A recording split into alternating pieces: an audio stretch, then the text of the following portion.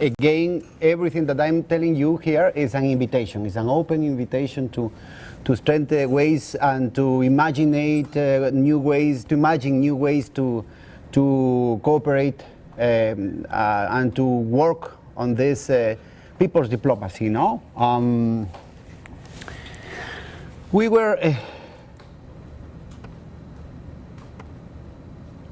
were talking about these local initiatives, and the problem is, how can we make them significant?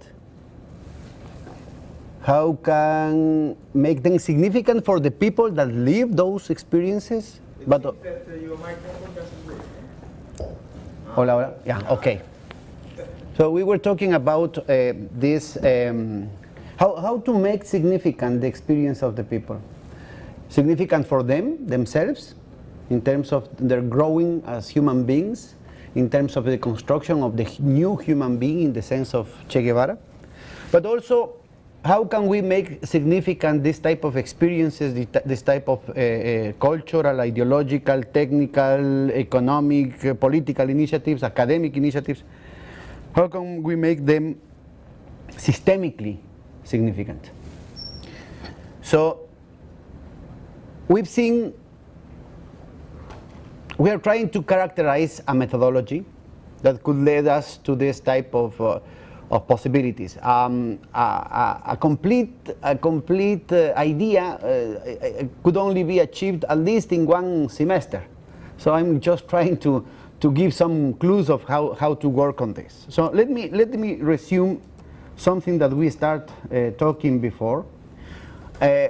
In order to understand this holographic nature, this fractal nature of the system. So what is happening at the core of the system, what is happening macroeconomically, macrosystemically, is also happening in some ways, not exactly, not mechanically in the same ways, but you have a self-similarity, a fractal reproduction of those type of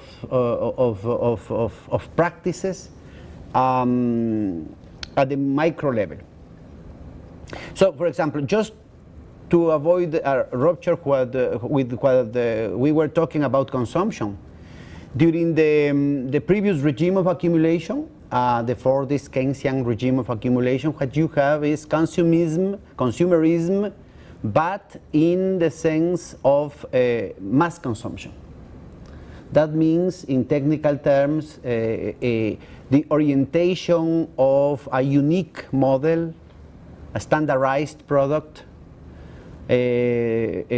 targeting some bell curve, some Gaussian curve, with a very symmetrical distribution concentrated in the mean, and trying to work upon the construction of a representative agent, the construction of a representative consumer, around which the marketing strategies of the firms were devoted. The projections in time define, again, still within the framework of these very auspicious dynamics of the exchange value realm towards the use value. But the senile phase of capitalism started precisely around the transition towards the neoliberal regime of accumulation, or the globalized, financialized regime of accumulation. And it had correspondence in terms of consumerism, from the construction of standardized mass consumers to a flexible production and the construction of niches of markets.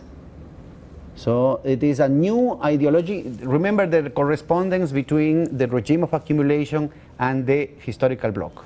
So It has a lot of coherence in terms of the dynamics of the dynamic patterns of income distribution, but also around the formation of the niches of the market.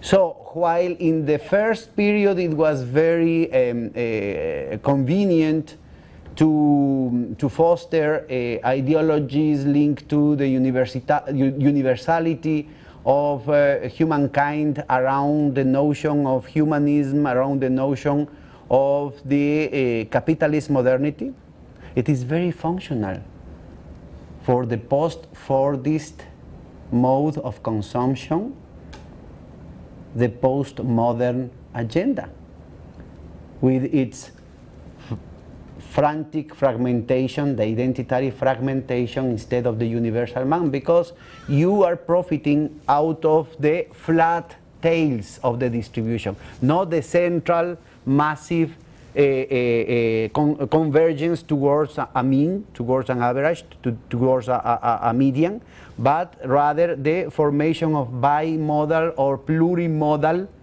distributions. That means several peaks within the distribution and the differentiation of those peaks in order to obtain new niches of the market.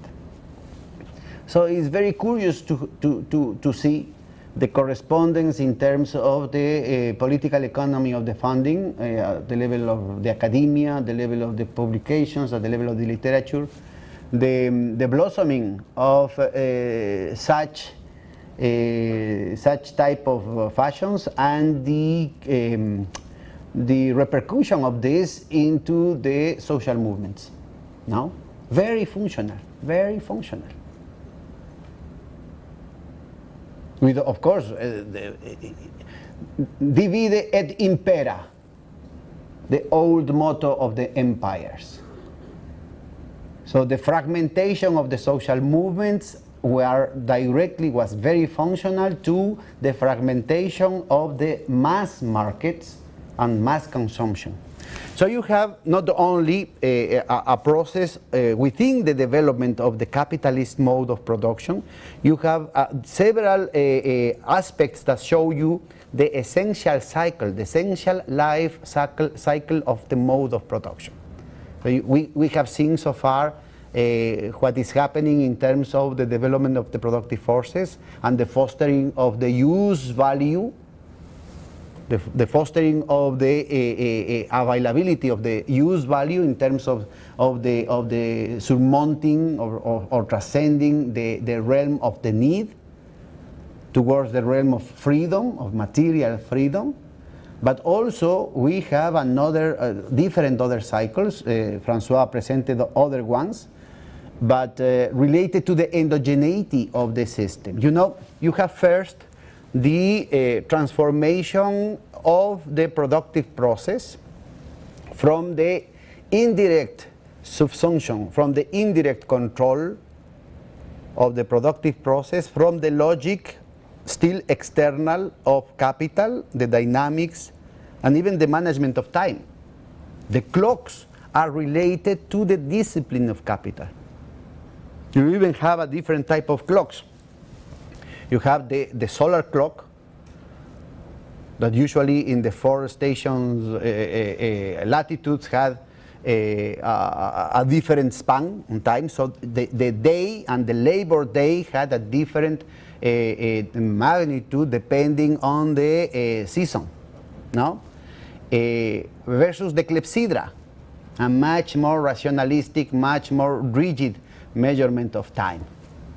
So that was before, in the agricultural societies, that was before a kind of duality that people and the cultures manage around religious issues. But with the emergence of capitalism and the universalization of those principles, you have another type of situation. E.P. Thompson was mentioned about this. The role of in terms of consumption, the role of tea, for example.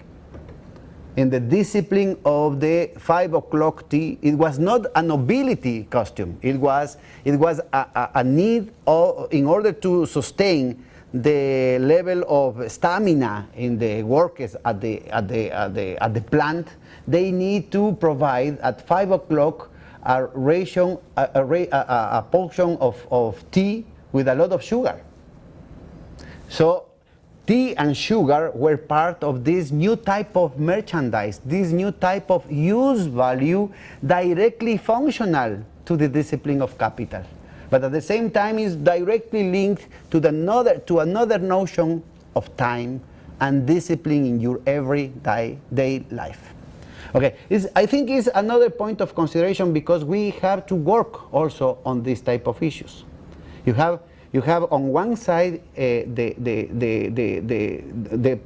transformation or the transition from the indirect to the direct discipline of capital over the productive process. And within the direct one, you have the transition from the formal subsumption of labor to capital. That means absorption and subordination of the labor process to the logic and the priorities of capital, to the real discipline, the real subsumption of the labor process to capital. That embedded intrinsically in the material labor process another logic, including the notion of industrial revolution. You have the same techniques in the formal subsumption, you still reproduce the same techniques. With the real subsumptions, you have a qualitative jump in which you transform also the dynamic in the development of technology. So we are living now, in that sense, we don't have time to develop this situation, but we are living now in the current scientific industrial revolution that we are living and that monopoly capital is blocking. We are living another phase in that process that escapes the control of capital. So endogenously, the subsumption, the subordination and absorption of the labor process by capital, the permanent injection of science and technology into the productive process, are not longer sustained by the social form of capital, paradoxically. Why not? Because the current technologies are too productive. It seems very, very difficult to admit this. Of course, you cannot find this, for example, in the GMOs. But it's very clear in the case of the computers. It is only the artificiality of the marketing, the commercialization, the packaging, the artificial monopoly competition that makes this type of devices, even the cellular phones or these little radios that you deliver us, are so cheap that you have to create artificial conditions in order to provide a commercial price that could define a minimum rate of profit. And sometimes that is much more related to strategies or market positioning than the real purpose of the production. So, for example, in the case of the printers, the printer is just a pretext because the real profit comes from the selling of the tint. The same happens with a lot of devices.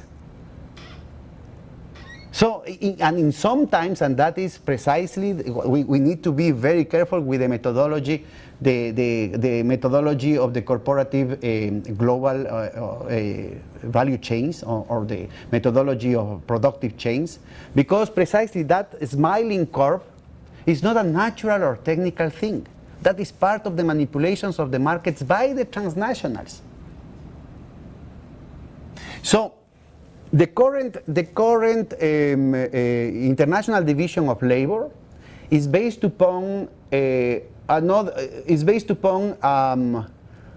drive that distorted the productive processes. In the origin, and you can find this in the second volume of Capital and in the Grundrisses, when you have, in order to have a coherence between production and consumption, productive capital, the moment in which capital goes from the circulation towards the production, it necessarily requires the notion of domestic markets. Because again, it is impossible to make profits without markets, and it is impossible to have markets without revenues. So when you have the long distance trade, the origin of capital and the sphere of circulation, usury, and the commercial empires, the Silk Road, the Venetian Empire, the Phoenicians, it doesn't matter, because it is not your responsibility to open a market. You are going to find a market in another society, maybe in another world system, in another world economy, either in the sense of Wallerstein or in the sense of Brodel. But when you start with the process of construction of the capitalist mode of production, this is not a matter of words. This is not a nominal distinction. Marx never talked about capitalism or capitalist system. He talked about capital, a social relationship, money entitled to more money, and differentiate from the mode of production. And within mode of production, he has two senses, in strict sense and in wider sense. The strict sense mode of production is the criteria of totality. The totalisant, totality. And in wide sense is the form of production. That means the unit of production, the enterprise as itself.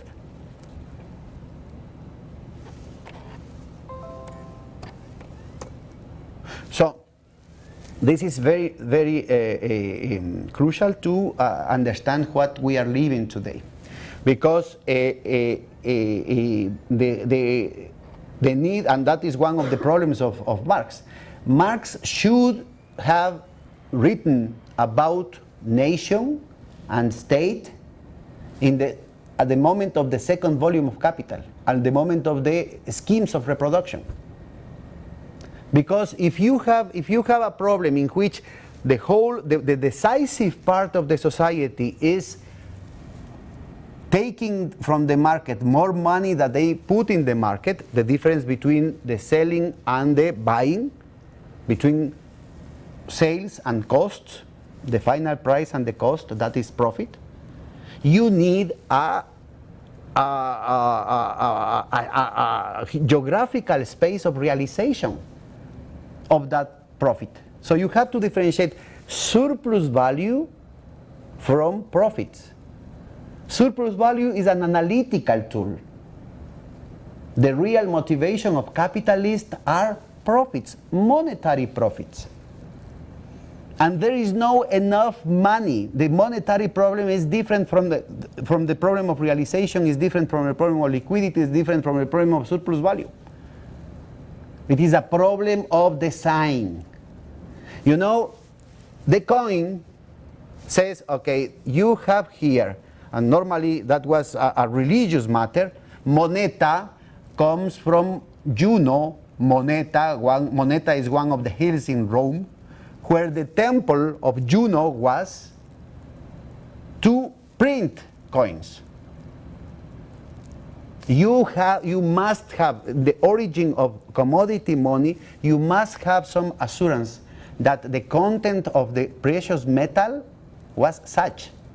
So, in the name of the god, or in the name of the king, that was, of course, God himself, or God because of the grace of God, or king because of the grace of God, you know that you have 5 grams of gold in that coin. And you have a lot of technical numismatic characteristics, the roundness, the imperturbable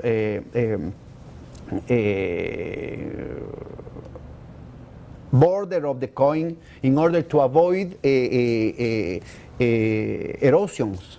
Because if you can take a little bit, a clip of every coin, if you have an amorphous or heterogeneous form of the coin, you can devalue, you can debase the real content of commodity money support in the coin. So from the beginning you have this duality, this schizophrenia between the dynamics of the sign, the symbol by itself, and the real material substratum of the equivalent general, the general equivalent, that was money itself. In previous societies, that possibility was had tensions, especially during wars, during some problems with the societies, that were solved because of the authority of the king, but usually through violence. No, remember the anecdote of Archimedes. Archimedes, the traditional legend is that he was naked. No, before he was killed, he was naked in his bathtub, and he went naked, calling "Eureka, Eureka," because he discovered how to tell the content, the real content of gold into the crown. Because the Tyrann of Syracuse had some suspicions that the artisan, the goldsmith that made his crown had cheated him. But it was a masterpiece, so he didn't want to destroy the masterpiece.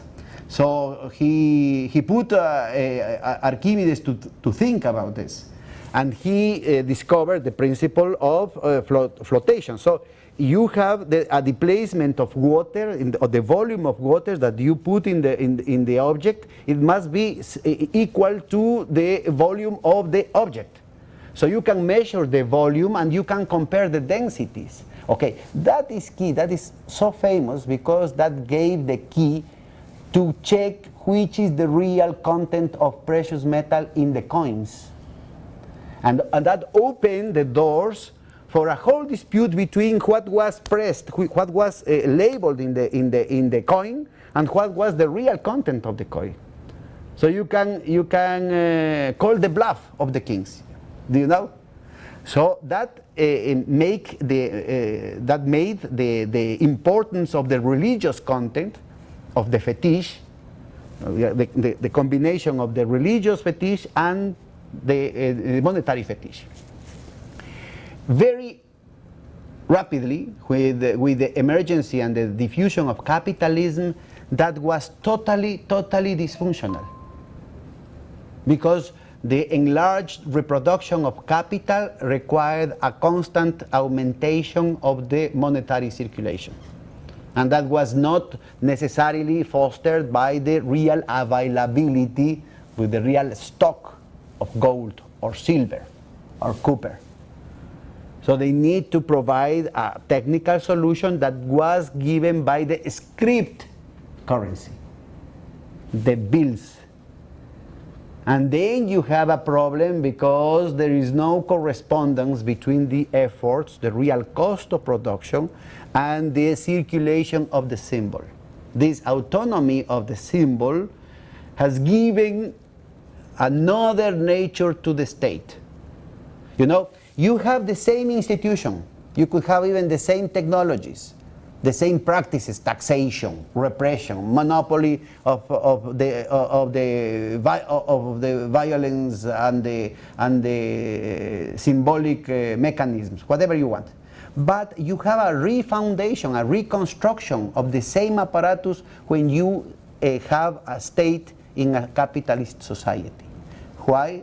Because it changes the nature of the functions of the state. It's not only the representation of class, it's the technical nature of the state.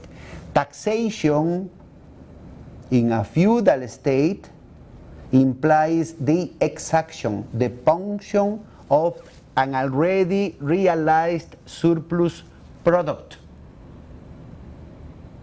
Because of the lack of solvent demand, in a capitalist state, pay attention to this, in a capitalist state, taxation increases the surplus product. Because of this, look at what I'm saying here. I don't know what happens with this.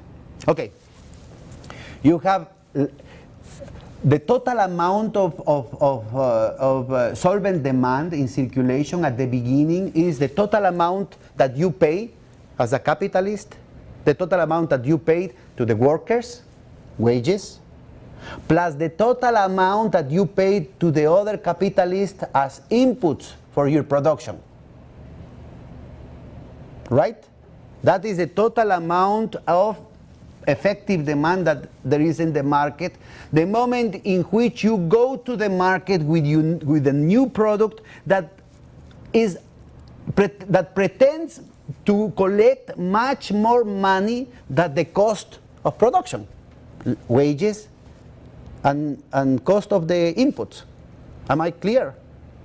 So you need this plus of money, this plus of effective demand that must be placed in some specific space and some specific coordinates of space and time. In order to have that coherence is given by the state, because the monopoly of the sign is the state who says how much money you have in circulation, not the real content of gold, like in previous societies. Is what is called the cartelist principle of money.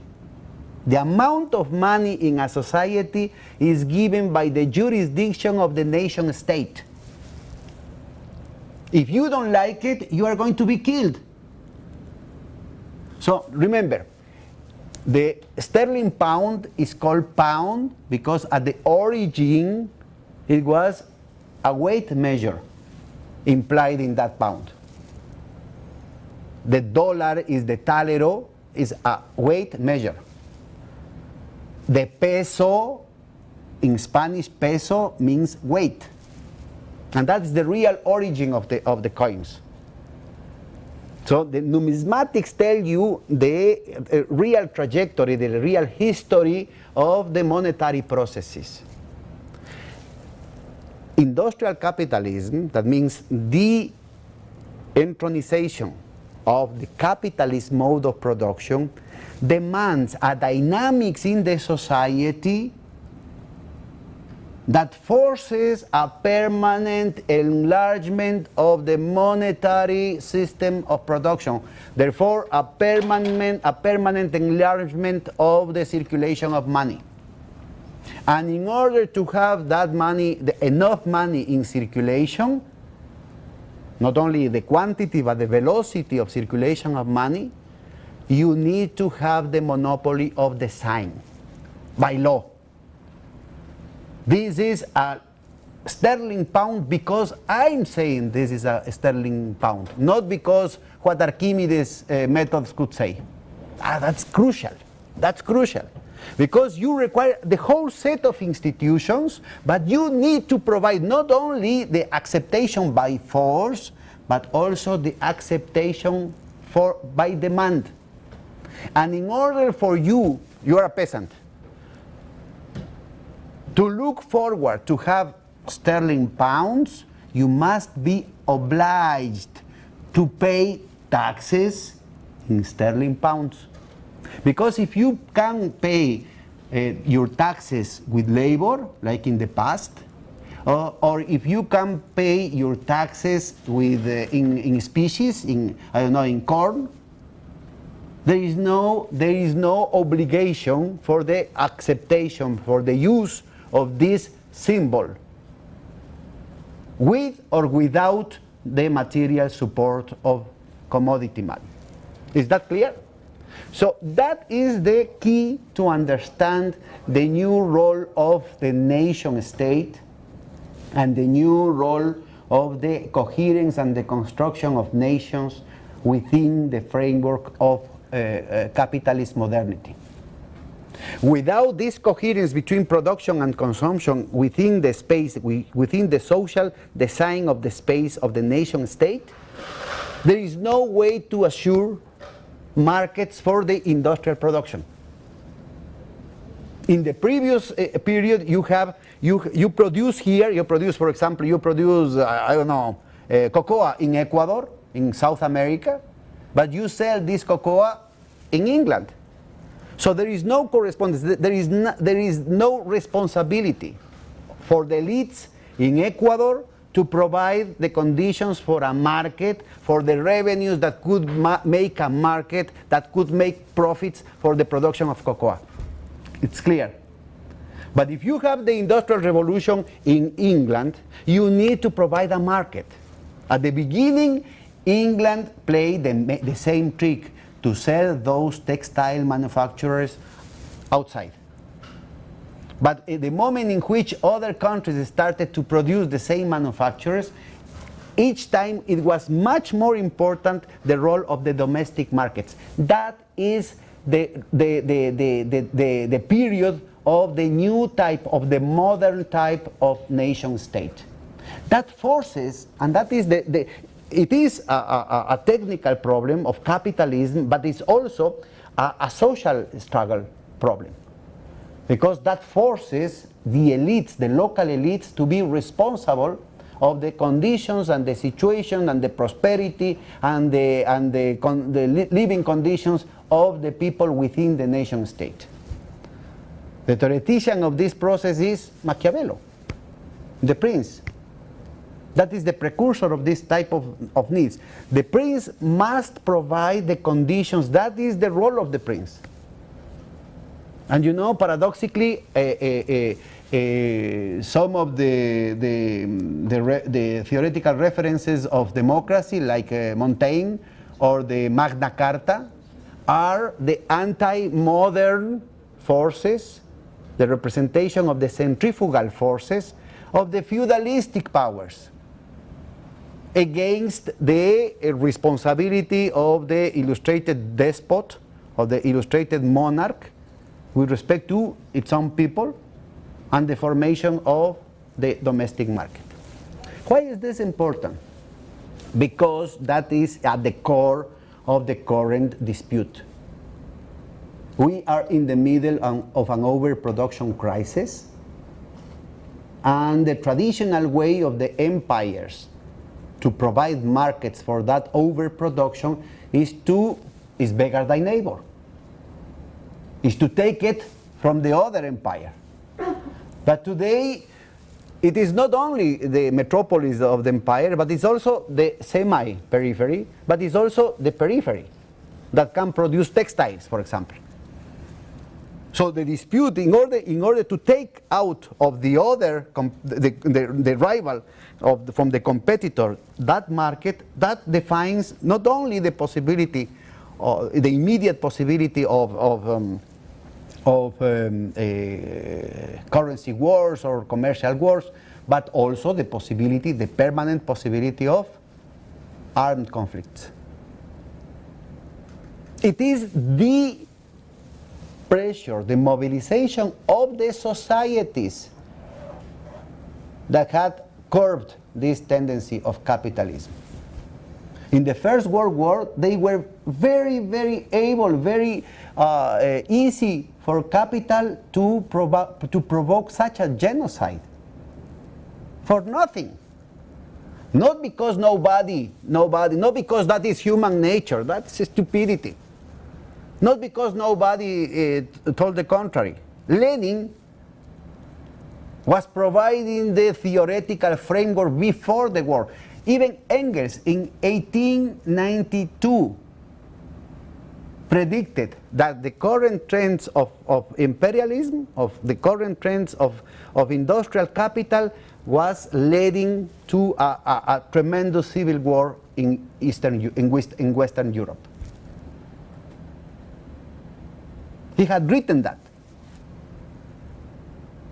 So the left, but other forces, the Catholic Church, Jean Jaurès in France, a lot of intellectuals, Rabindranath Tagore, Gandhi himself,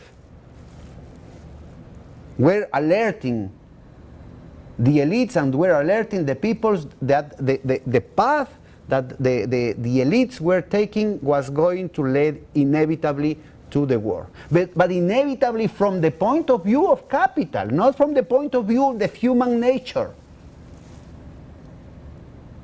So if the Second International should be coherent with the principles that they have, because even Kautsky was talking about this, but they betrayed because they say, okay, but our electorate is going to abandon us if we do not engage in the chauvinistic spree of the moment. And they were trying to justify their position, saying, okay, but we are going to defeat the reactionary Russians. And the same, the socialists from the other countries say, okay, but we are going to defeat the authoritarian Germans. There is always reasons to engage in wars. And the progressive movements had the responsibility to avoid them. There is always justifications, but those are criminal justifications. So we need to be very careful about this. The fight for peace is an immediate and prioritarian task for this. But part of that situation need to provide economic alternatives also. So that is why we need to work, I'm sorry about the, we need to provide economic weapons to this. So I'm going to return to some clues about the current structure of power and the reproduction of power at the level of the elites. But let me start from the solution and then we can return. It is because of this that we insisted in the need to a new global financial architecture. The key to prevent the possibilities of a generalized period of war resides in the margin of maneuver of such a parasitarian and speculative elite. And at the same time, the key to transform the correlation of forces, the key to engage in another type of structural coalition, not electoral coalition. I'm not talking about that. I'm talking about the block of power, the regime of accumulation that could isolate politically the speculative oligarchy whose agenda is war, chaos, and destabilization, is to provide another horizon for productive capital, including monopolic productive capital. If we are able to create the social conditions to make inevitable, to make viable, to make immediate the deployment of the current scientific revolution, of course that we are going to provide a very important source of profits for monopoly capital. Yeah, but that is going to buy them out from the agenda of war, chaos, and destabilization in which they are still engaged because of the hegemony of the speculative oligarchy. That means that Wall Street is leading against their will to Main Street towards war. You know, the conjuncture now in the United States, in Occidental Europe, is very clear in that sense. They are losing. Let me illustrate this situation because it's a very clear metaphor of what is happening maybe here in China. The real relevance of Germany today as a relevant imperialist power is not finance. in comparison to Wall Street, in comparison to the city of London, Germany is nothing. But Germany has the luxury of disputing China, the first place as the world exporter, with a wage rate almost 50 times higher than China's.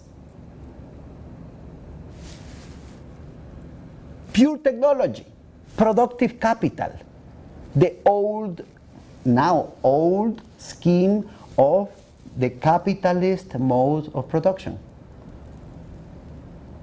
And the specialization of Germany is the production of means of production, especially the production of means of production for the production of means of production. That is not trivial, because that is a derived demand.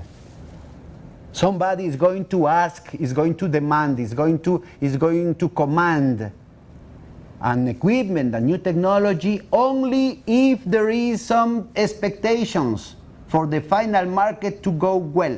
Not today, but at least for the next 10 years. Remember our considerations about amortization of fixed capital. So you have a problem, in a very, very significant problem in the midst of a structural crisis of overproduction because of the moral obsolescence. You have a sunk cost of your investment in fixed capital without any certitude that you are going to recover.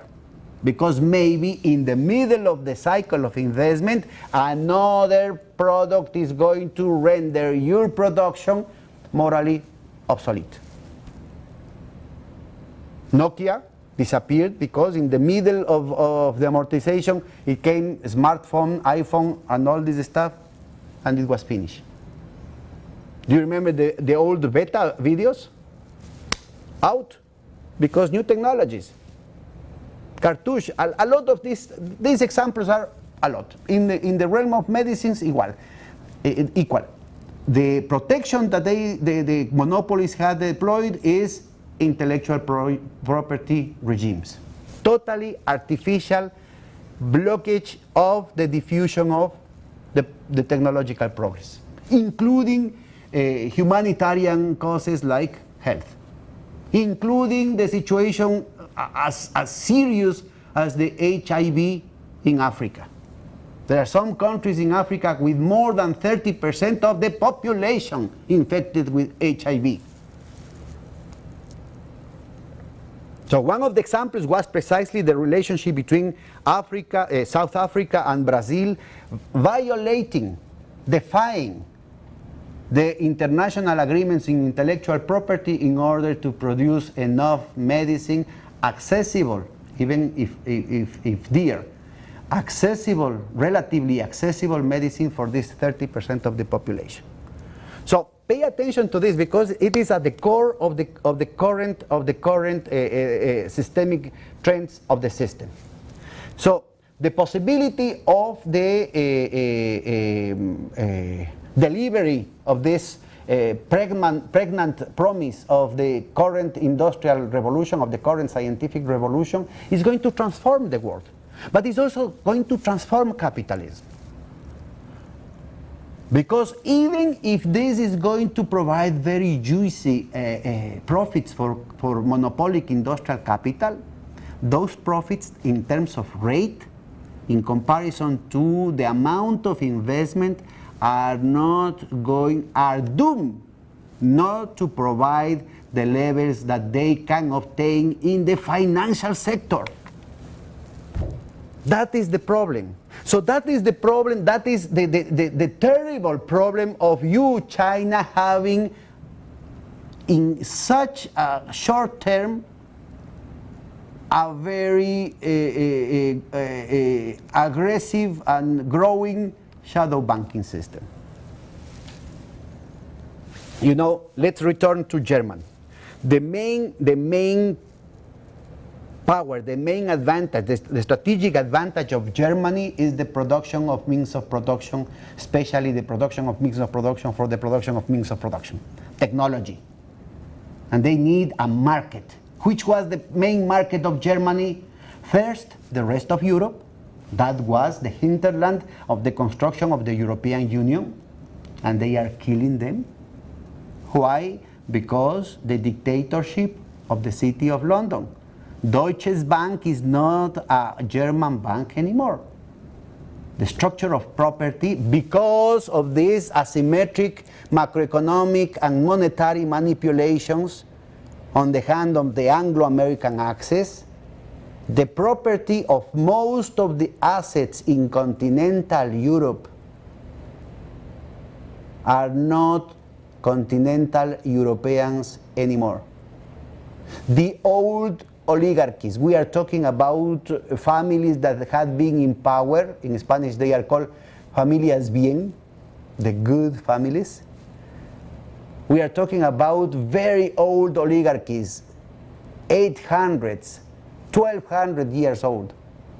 Now they are just functionaries. They are just the labels. They are just the photo in the socialite magazines. That's very important, because you know the elites are not abstractions. The elites are actual people. They are the carriers. They are the carriers of the national project. They are the carriers of a project of society. They are the carriers of even the illusory ghost of the national identity. And they are dying. They have been dissolved because this transnational oligarchy based upon something ethereal, something virtual. You can through the internet you can put your money today in Tokyo, and in 5 minutes you can change your whole fortune to Frankfurt, or maybe to Australia, to Sydney, or maybe to the Bovespa in Sao Paulo, or then to the city, or then to Wall Street. So what is your alliance? Which is your loyalty? Which is your responsibility? You are returning to the same irresponsabilization of the elites of the maritime empires, like the Venetian Empire, like the Babylon Empire, based upon usury, based upon long-distance trade. So that is reversing the civilizatory process that gave birth to the capitalist modernity, and that gave birth to the new notion, the new nature, the modern nature of the nation state. But more so, we don't have time to go into the details, but it is precisely because the dominance, again, the difference between the dominant pole and the determinant pole.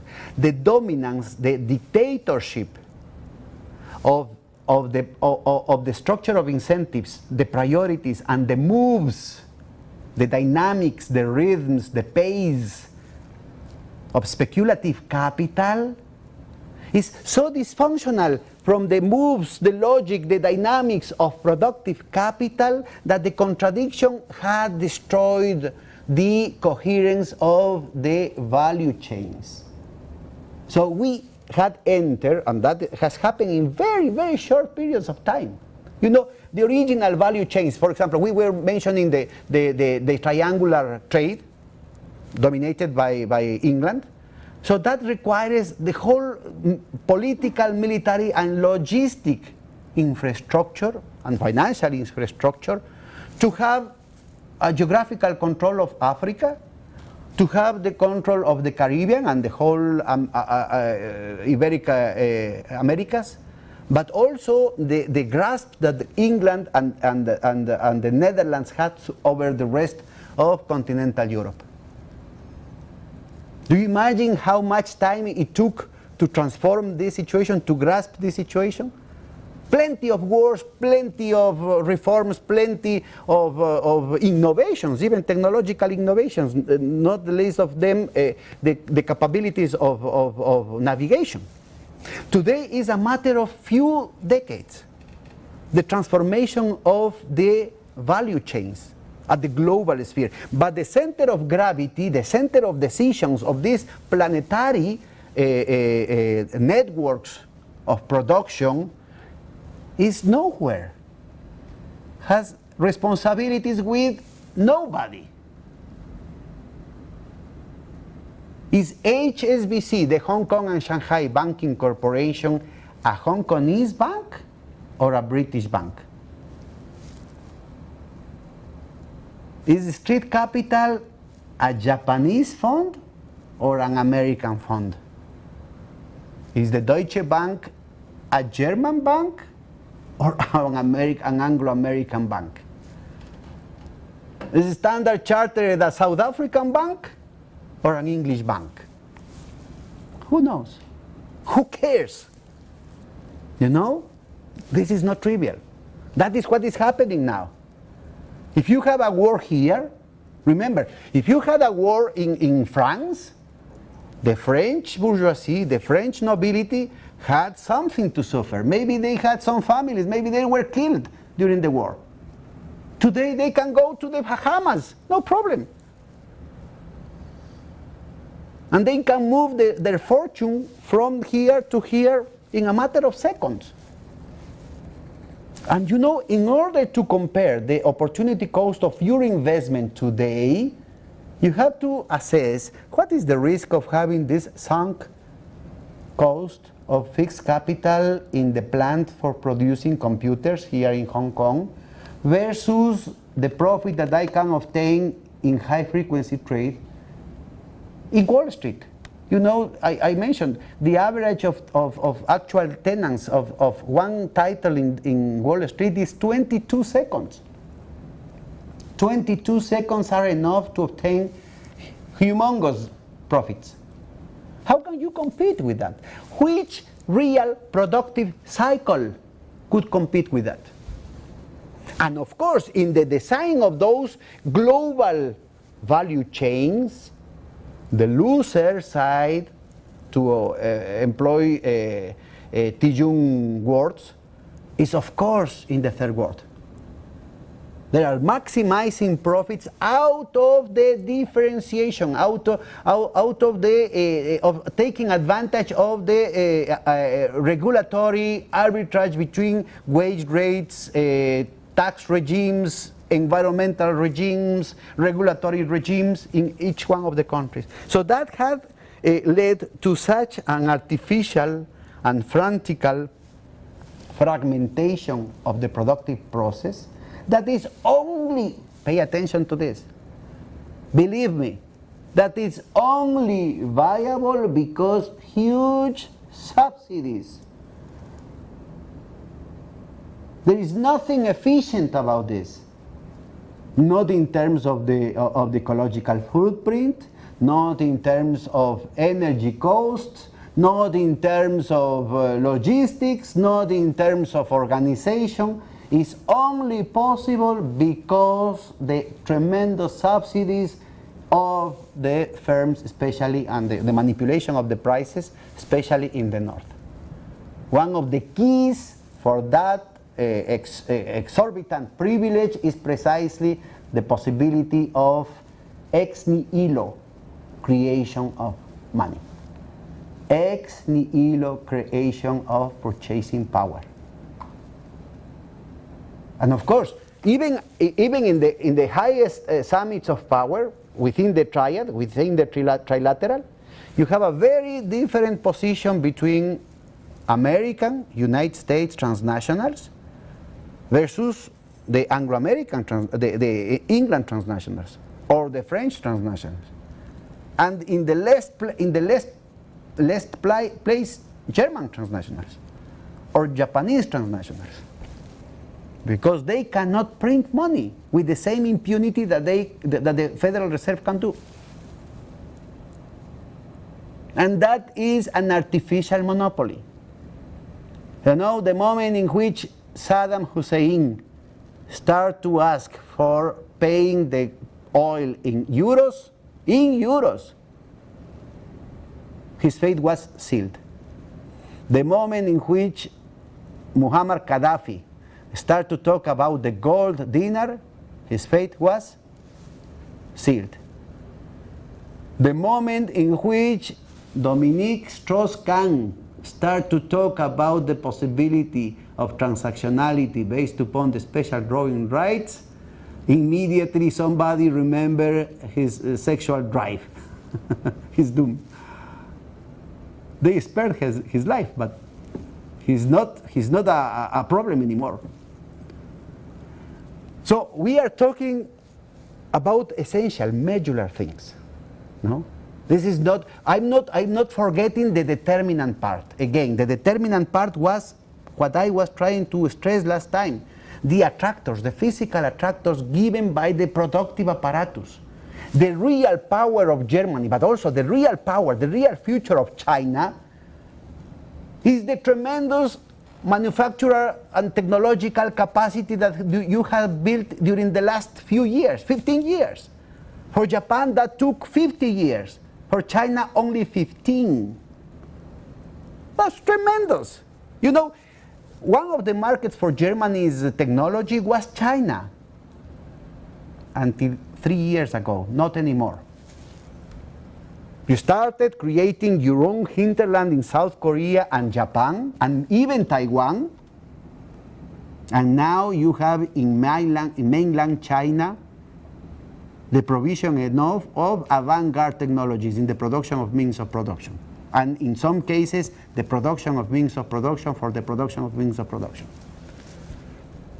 And you are going to sacrifice all of them because of the illusion of integrating the club of the elite through speculation, through the shadow banking, through derivatives. And it's the same game that applied to the Japanese.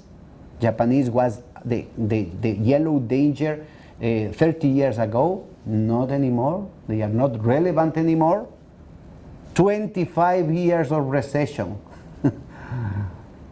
The most important industrial power in the 80s. 25 years of depression.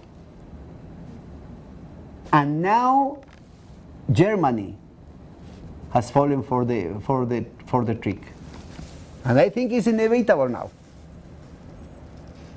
It has been the Germans themselves that had to make the dirty work of disciplining, between quotes, their own markets in the continental Europe, in the European Union. And once they are killed, they are asphyxiated, once they had installed a chronic crisis, a chronic fiscal and financial crisis in continental Europe, they are going for the destruction of the society. And now with the contamination, totally artificial contamination in the structure, in the business model of the Deutsche Bank, you are creating a time bomb. You know, in the case of the Anglo-American, in the case of the British banks, the end of the British Empire, the destruction of the industrial capacity by Margaret Thatcher policies, cornered the British banks in a very dire situation. They don't have any future rather than speculation. Look, the logic of monopolic financial capital in the sense of Hilferding is to look forward for profitable opportunities of productive investment. Is to lend money for productive or industrial projects that could render juicy profits. So it is in the interest of monopoly financial capital in the sense of Marx, in the sense of Hilferding, in the sense of Lenin, is in the interest, in the functional interest, beyond the morality, beyond the subjectivity of the CEOs, is in the interest of this type of capital to recover the loan. In the interest of this other type of capital, the speculative monopolistic capital, the interest is not to recover the loan, isn't it? And the experiment of this was the external debt crisis in the South. Debt to pay the debt. And to create all the conditions to prevent the possibility of solving the debt, to repaying the debt. Because it's the perennialization of the debt service is the retrieval of archaic forms of exploitation, of tributation, of taxation.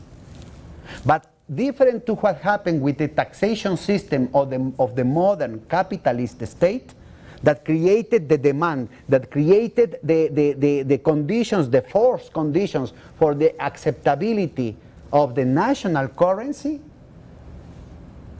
this specific type of tributation based upon the payment of the external debt requires external currency, key devises, which destroys the internal sovereignty of the nation state, destroys the function of taxation as a provider of profit realization. Is it clear? You need a mechanism, a local mechanism to provide solvent demand for the internal market. The only way to do it systemically is through the creation of money. Money cannot be, in modern times, commodity money, because there is no stock of precious metal enough, or the dynamic of the growing stock of metal or precious metal is not enough to provide enough liquidity to make to realize as profits the surplus value generated in the productive process. So you need to create an autonomy of the symbol, the sign by itself, the national currency, by the mandate of the law, not by the content of gold. Is that clear? You need to create institutions that forces people to absorb that money, and the only possibility for that is taxation.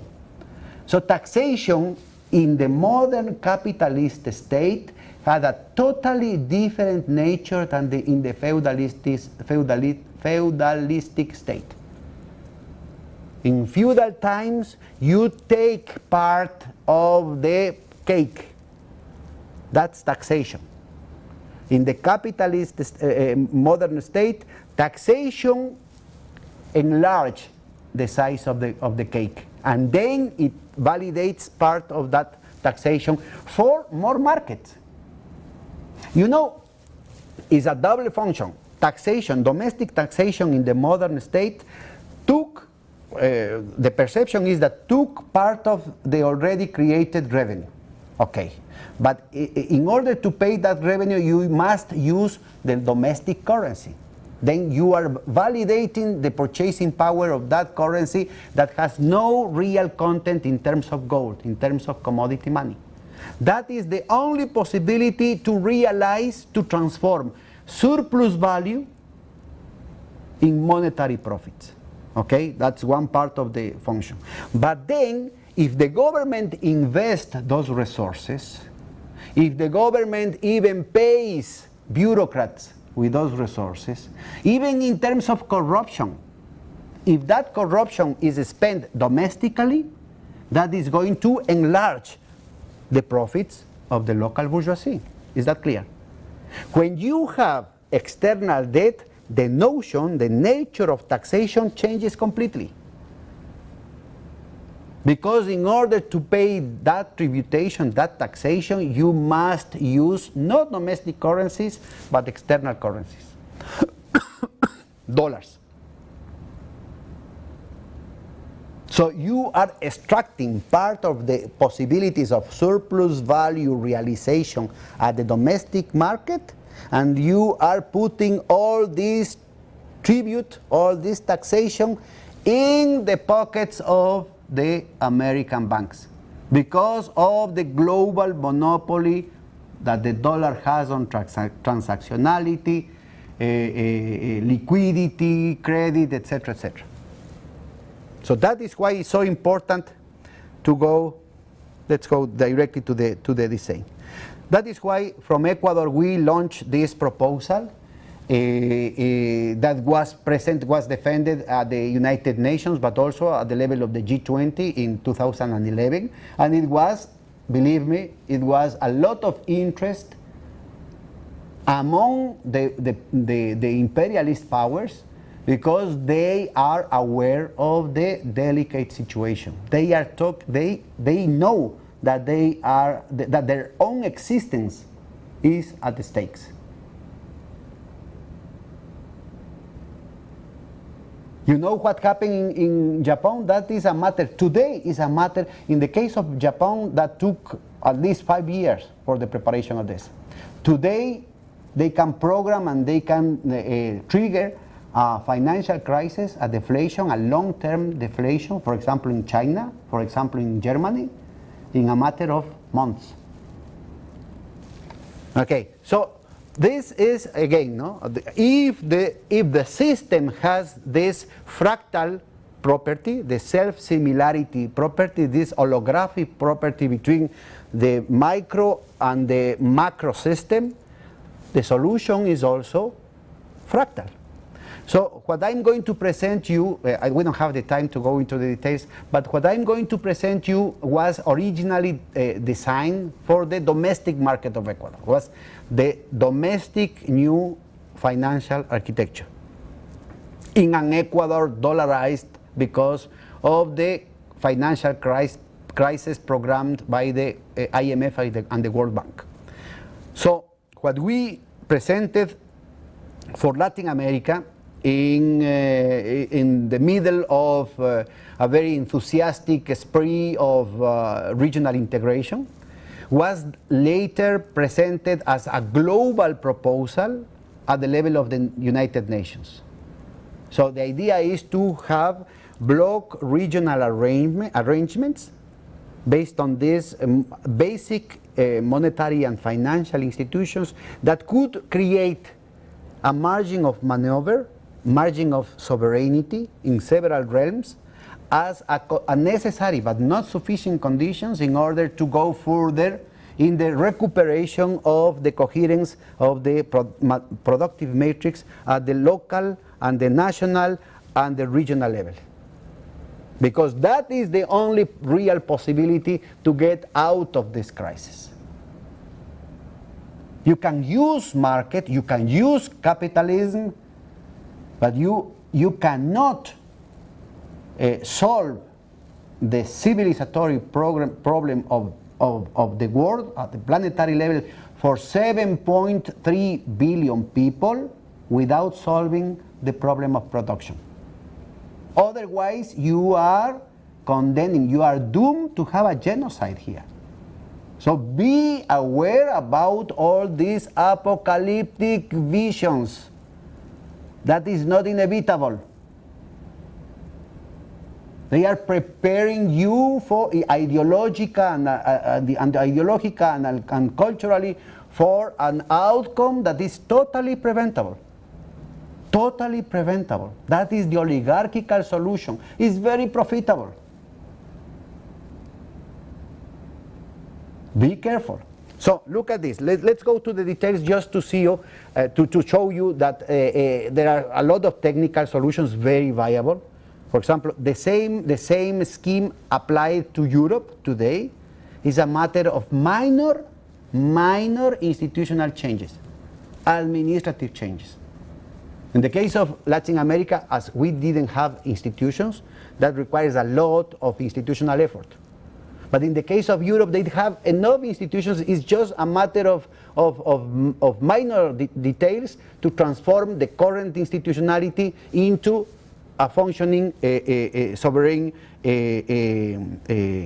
mechanism. So you have three basic pillars: a new type of development bank, a new type of central banking in network, and a new type of system of payments.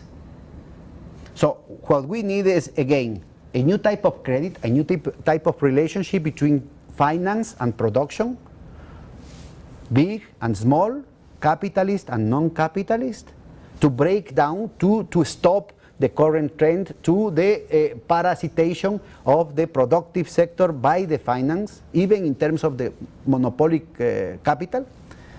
and to recover from this the strategic sectors for the coherence of the nation state, that is national construction and the productive matrix in the center of the strategy.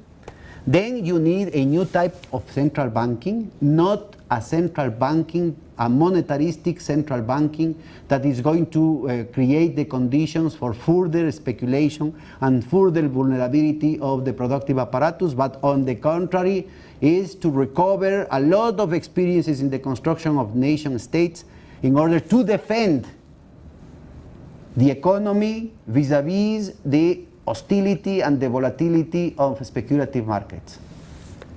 And they can work, at least in the case of Latin America, the idea is that they can work in network continentally in order to prevent speculative attacks, in order to prevent capital flights, in order to prevent agendas of destabilization. And finally, the idea is to complement this situation, disputing the nature of currency.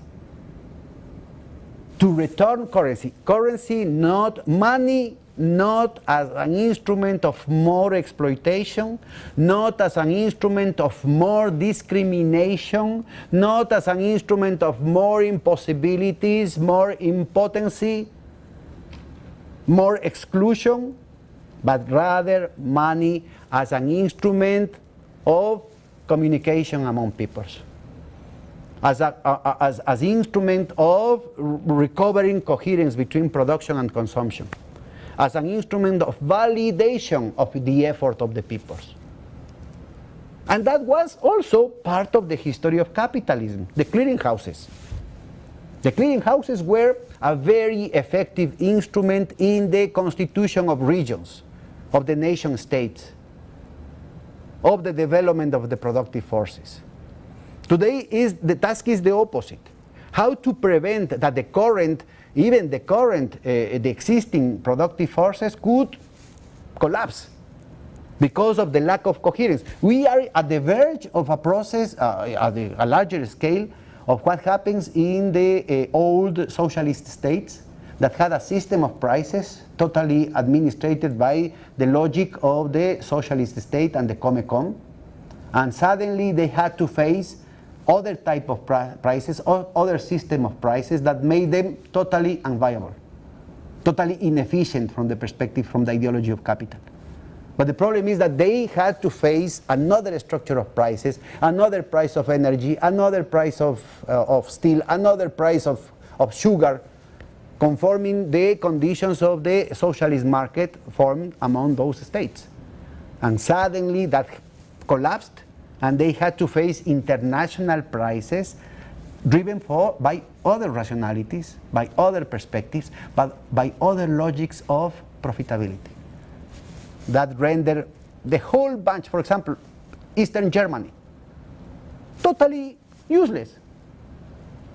They just have to sell as to recycle all this machinery. And the Eastern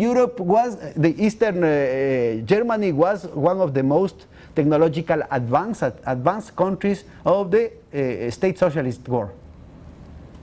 And a lot of those discoveries or innovations were recycled under the hands of the transnationals in the aftermath. So it is not true that everything was inefficient or clumsy. It was the system of prices. And today, as I've shown you, the system of prices is totally, the international system of prices, even the key relative prices, are totally distorted, totally manipulated. There is no way, there is no equilibrium prices as a reference. To rely on those signals of the market, even for a large economy like the China's, is suicidal, because there is no coherence about this. The prices of oil do not represent the evolution or the perspective of reproductive costs.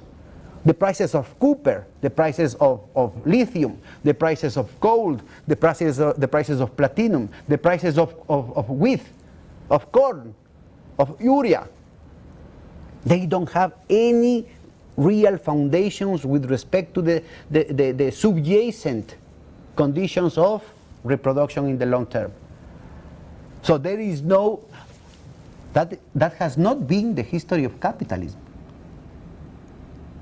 In the previous years, capitalists had a very significant clue of scarcity and abundance in each sector based upon the system of prices.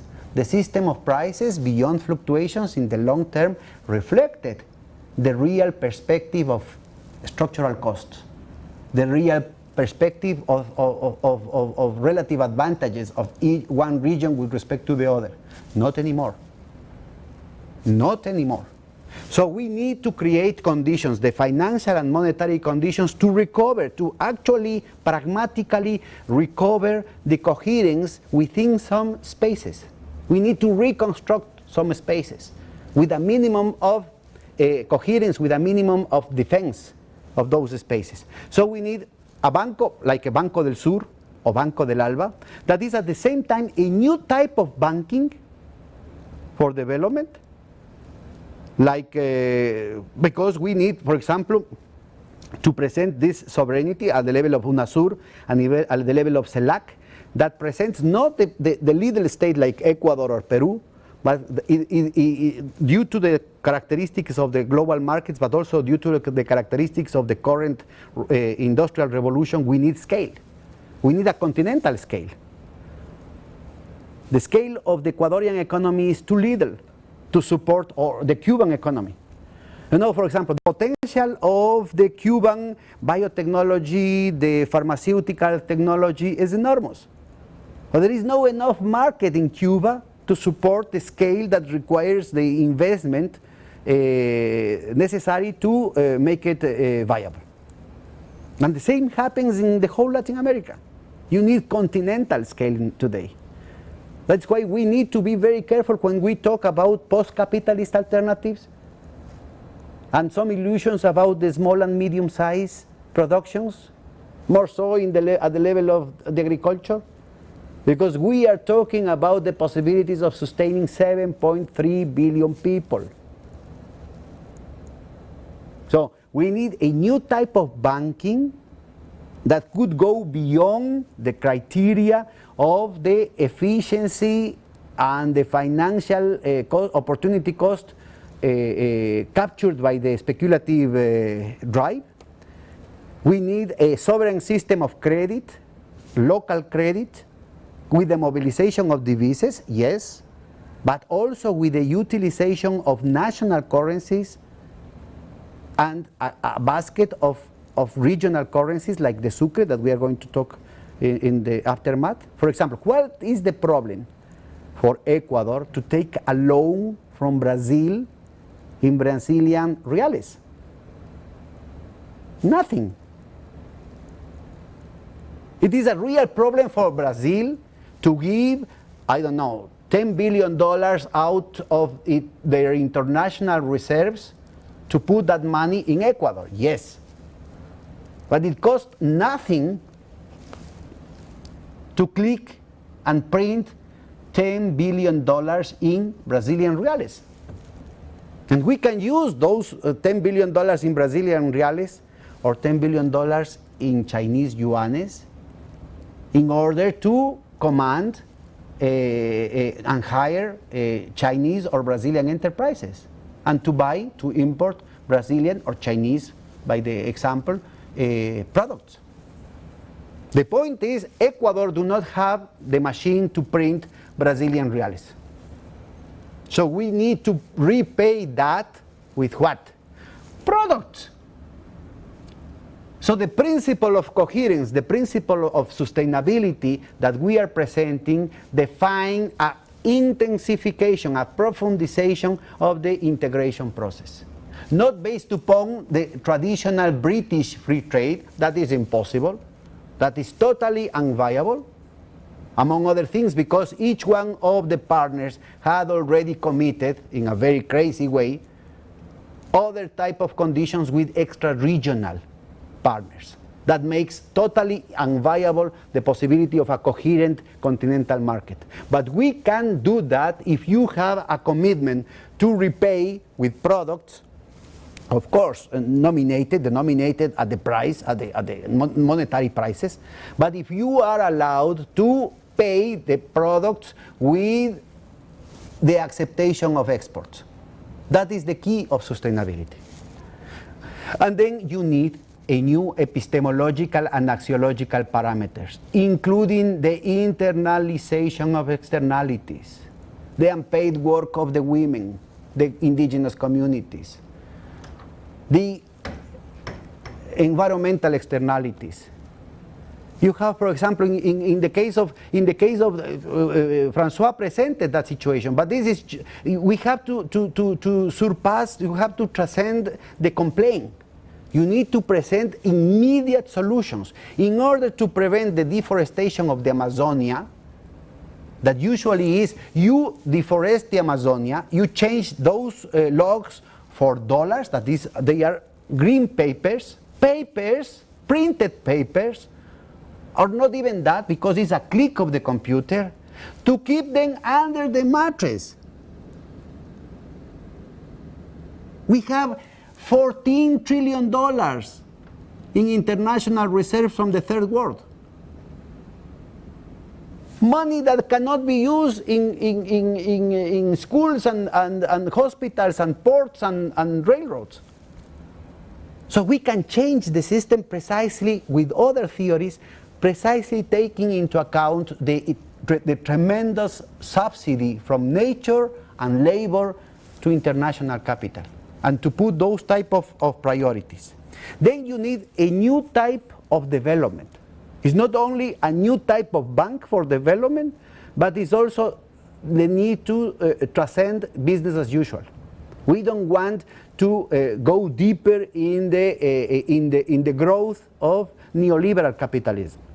We need to transform the socio-economical formation, and to put, for example, the role of the popular economy, of the people's economy, as a protagonist in the generation of jobs, in the possibility of other territorial and community perspectives.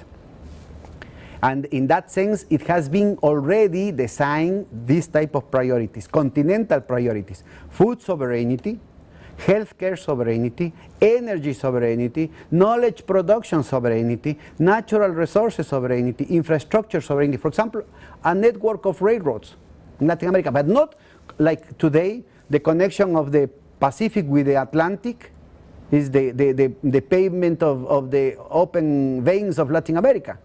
The connection of the production point with the port in order to send the products either to Europe or to China is the same thing. It's the extroverted regime of growth. That's totally unviable. We need to create infrastructure for connection in order to create domestic markets, in order to endogenize prosperity and peace. And finally, to pay attention to other social and productive logics, not only capitalist logics. This is not a matter of rhetorics. This is not a matter of the narrative.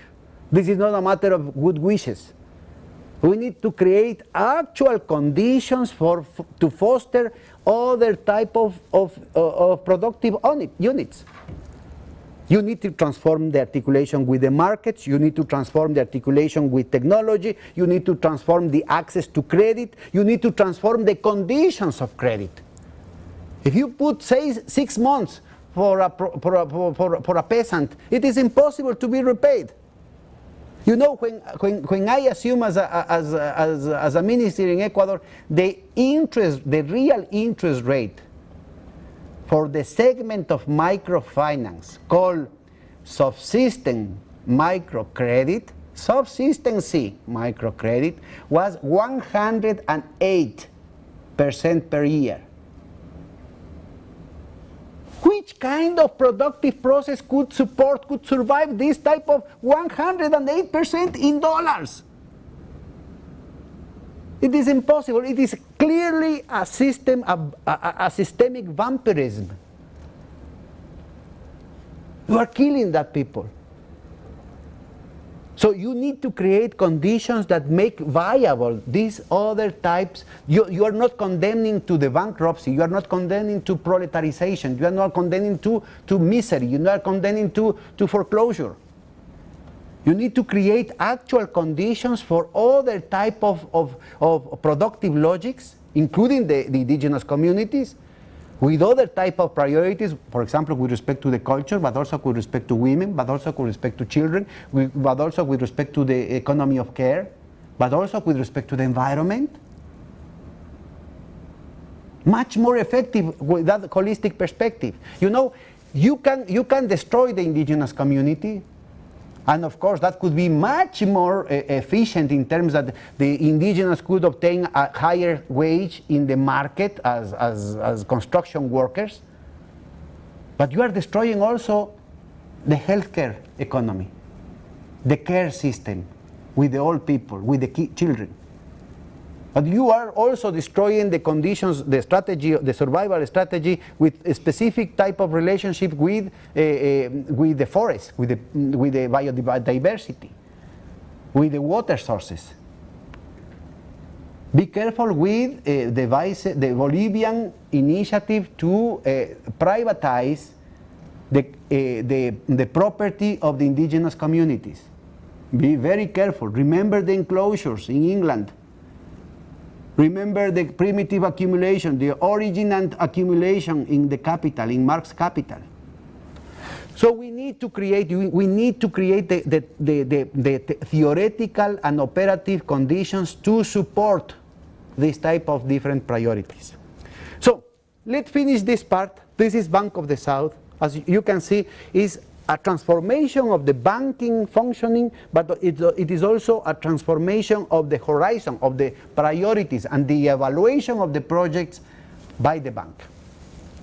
Ask me to go a little bit in details before we go to the rest of the design. Again, this is a theoretical design that was originally set up for the new domestic financial architecture, no?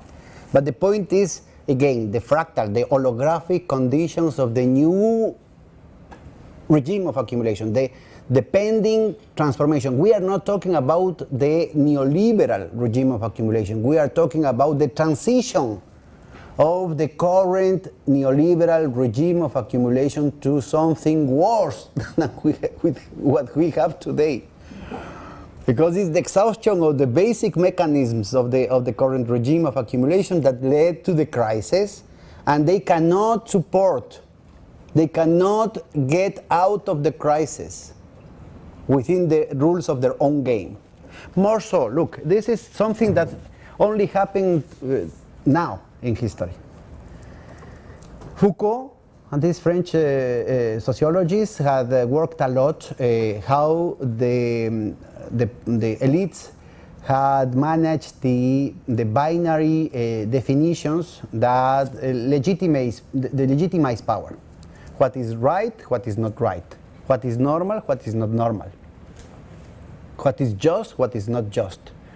What is truth, what is not truth.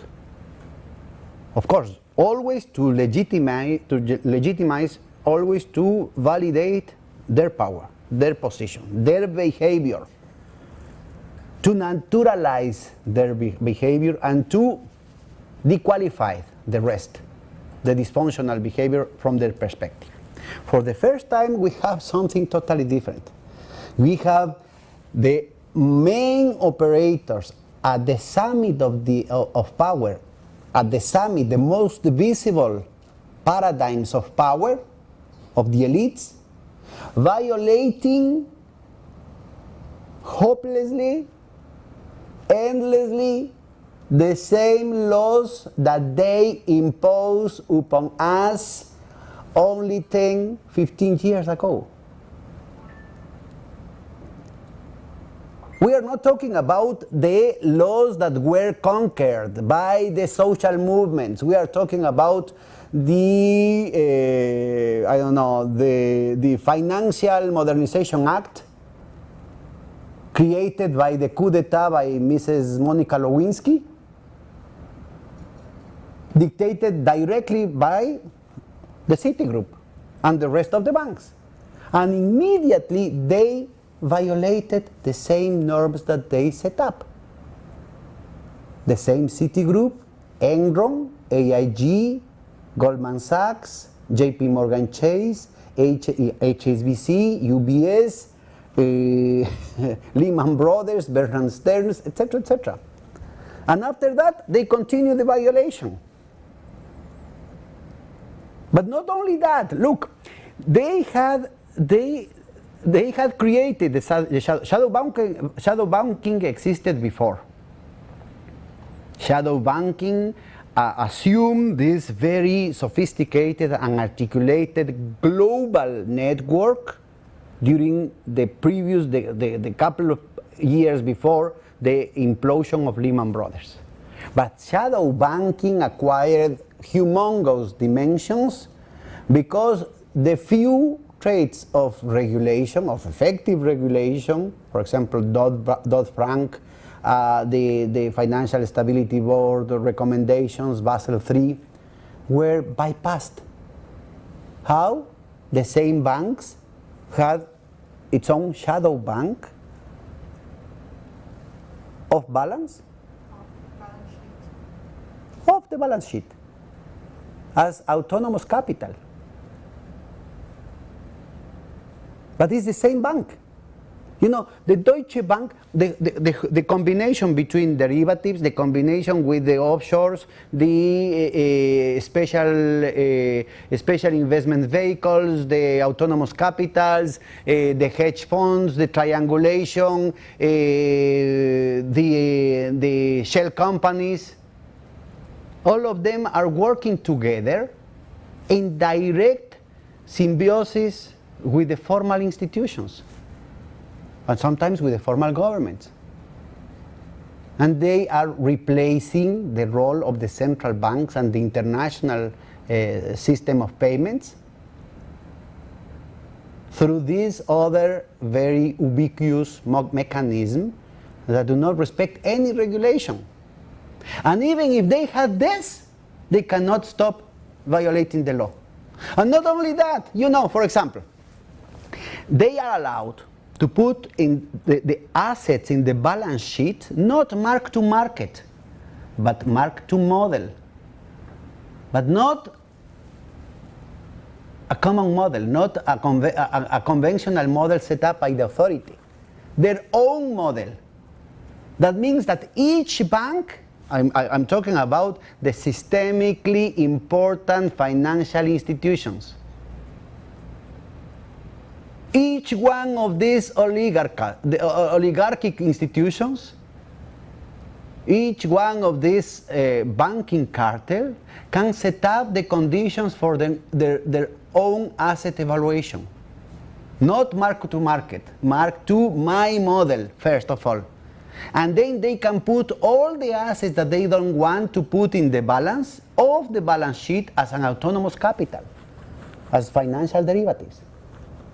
And then they have all the money that they want through quantitative easing and all other programs, trillions of dollars, that they can use in order to buy in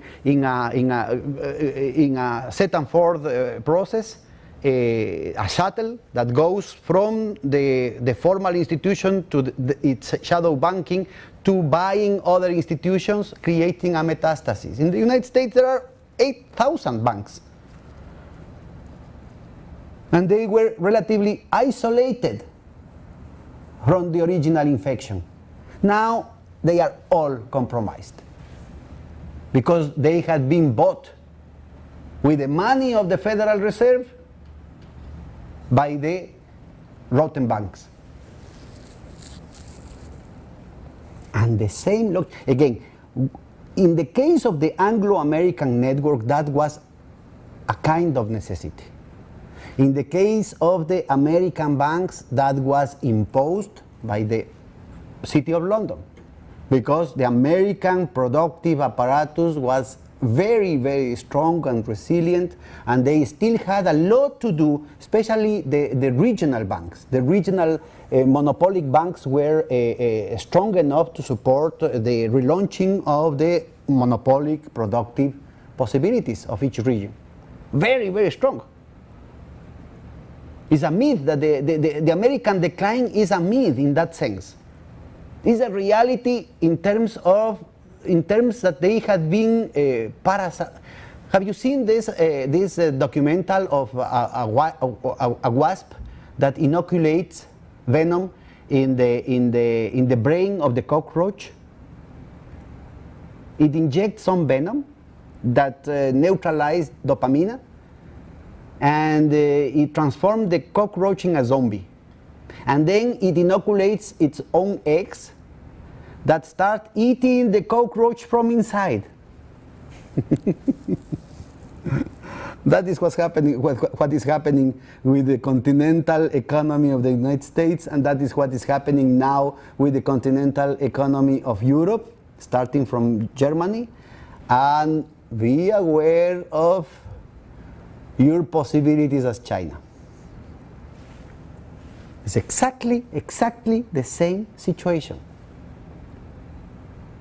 Today, China's shadow banking, that was created much faster than the economic miracle. If China compressed the 50 years that took Japan to acquire the technological stance that they have today, to 15 years, in the case of the shadow banking, they did it in a matter of five years. But it is totally dysfunctional with the actual needs of the real power of China. The real power of China, the determinant pole, is the productive apparatus. And in order to recover, or in order to project the yuan internationally, you don't need to engage in the same type of speculative practices that has led the West to its doom. You have to return to history. The clearinghouses, the attractors, the real attractors of China are imports and exports, not speculation. It's just mediocrity, incompetence, trying to copycat this. I'm totally in favor of copycat of technology and reverse engineering of technology.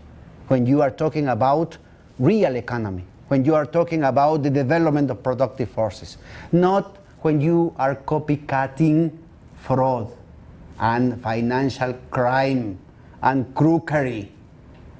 Please. We are talking banks that do not respect any regulations just because they say, okay, we are not the same institution. And the responsibility of the authority saying, okay, you are another institution. You are not bank. You look like a bank, you sound like a bank, but you are not bank. Huh? You know? You are not a bank? Please. I'm serious.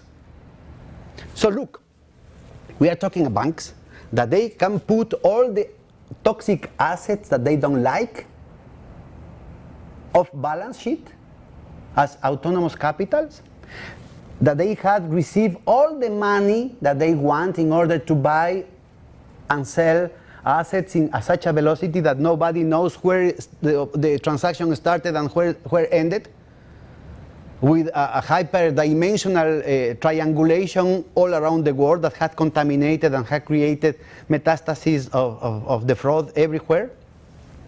And finally, they can mark to the value of their assets basically at the price that they wanted. And even so, they have been forced to recognize losses. That is talent. I'm sure that any normal person can do this. It's impossible. You can put the prices, the values that you want in your balance sheet. You can put the assets that you like. You can put the liabilities that you want. You can buy and sell with impunity at zero interest rates, and still you have to declare losses. Wow. And look at the bonuses and the salaries that the CEOs had after they had broken their institutions, after they had engaged in one fraud after the other. So that is why you need to return to this scheme. Those are three basic pillars. It's the return to sensibility. It's a very reasonable and nothing new in terms of the history of capitalism. What I'm arguing is that these instruments, these institutions, these mechanisms born out of capitalism are not functional for speculative capitalism. And are open the possibilities, first of all, to defend peace and prosperity, and second, to defend the coalition, the balance of power, the correlation of forces that could open the doors for the deployment of all the industrial revolution, the pending scientific revolution blocked by the speculative capital. So, we need, first of all, we need to trigger that situation with strategic investments in terms of production with another type of development bank, with the purpose, with the strategy, with the goal of returning to, of recovering coherence between production and consumption. Without this, it's unviable any type of innovation, because the productive apparatus, because the system of prices are structurally distorted. So there is no warranty. It doesn't matter any type of innovation, even the old ones. We are not talking about disruptive innovations. The old technologies, more of the same. Only the quantitative innovations. For example, if you in the most old-fashioned sectors, if you make the perforations for oil, waiting for example, in the deep sea, 3 kilometers, 5 kilometers, and the price of oil is $30, your whole investment is worthless. If you have an open sky mine, copper mine, and the price of copper goes down, what can I do? What can you do? You have destroyed nature, you have the forest, you have destroyed biodiversity for nothing.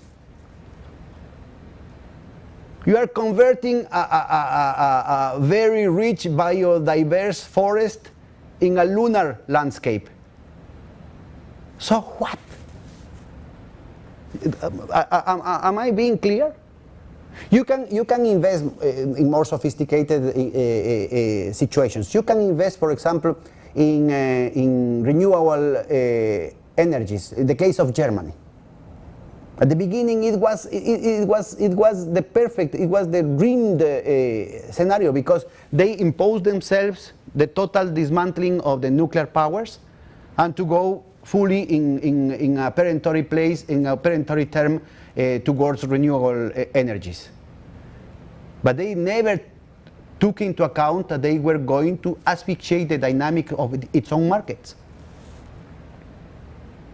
So they are rendered totally inefficient, those industries, because they cannot sell what they were programming to sell. Am I being clear? If you put a car industry, an automobile industry here in Hong Kong, it's doomed to failure because there is no market for cars, and so on. So that is why we need to transform the logic, but in the perspective of another type of development.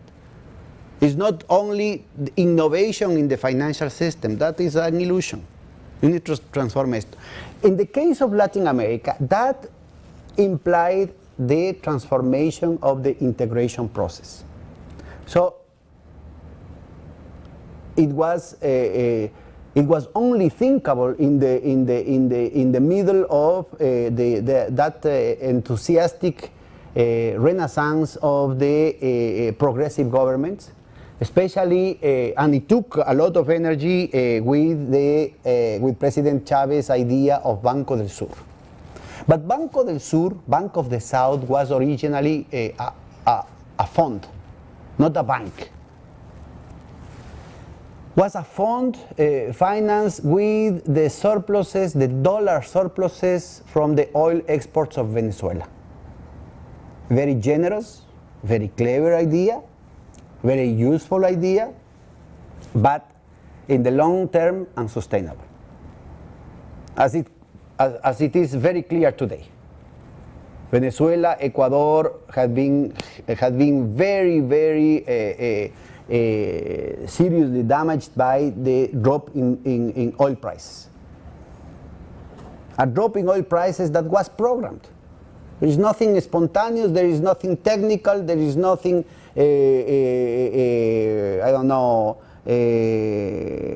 mercantile, there is nothing capitalist about this. It's a political decision. It's a political manipulation. It has been proven.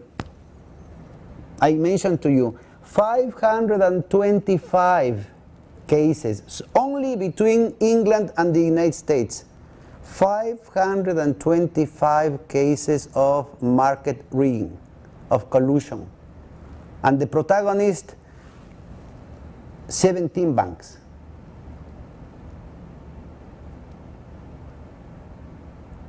Seventeen banks have 80% of the recurrent incidents in 525 cases of collusion. And in the case of aluminum, they were acquitted not because of the evidence, because the evidence was overwhelmingly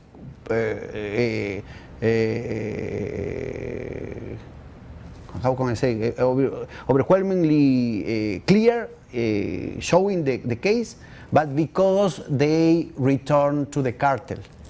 Usually these type of disputes are because the cartel was broken because of the prisoner's dilemma situation. I don't know if you know this. So they fight with each other and they break the agreement and they denounce each other, basically. Not necessarily in all the cases, but this is in most of the cases that is part of the situation.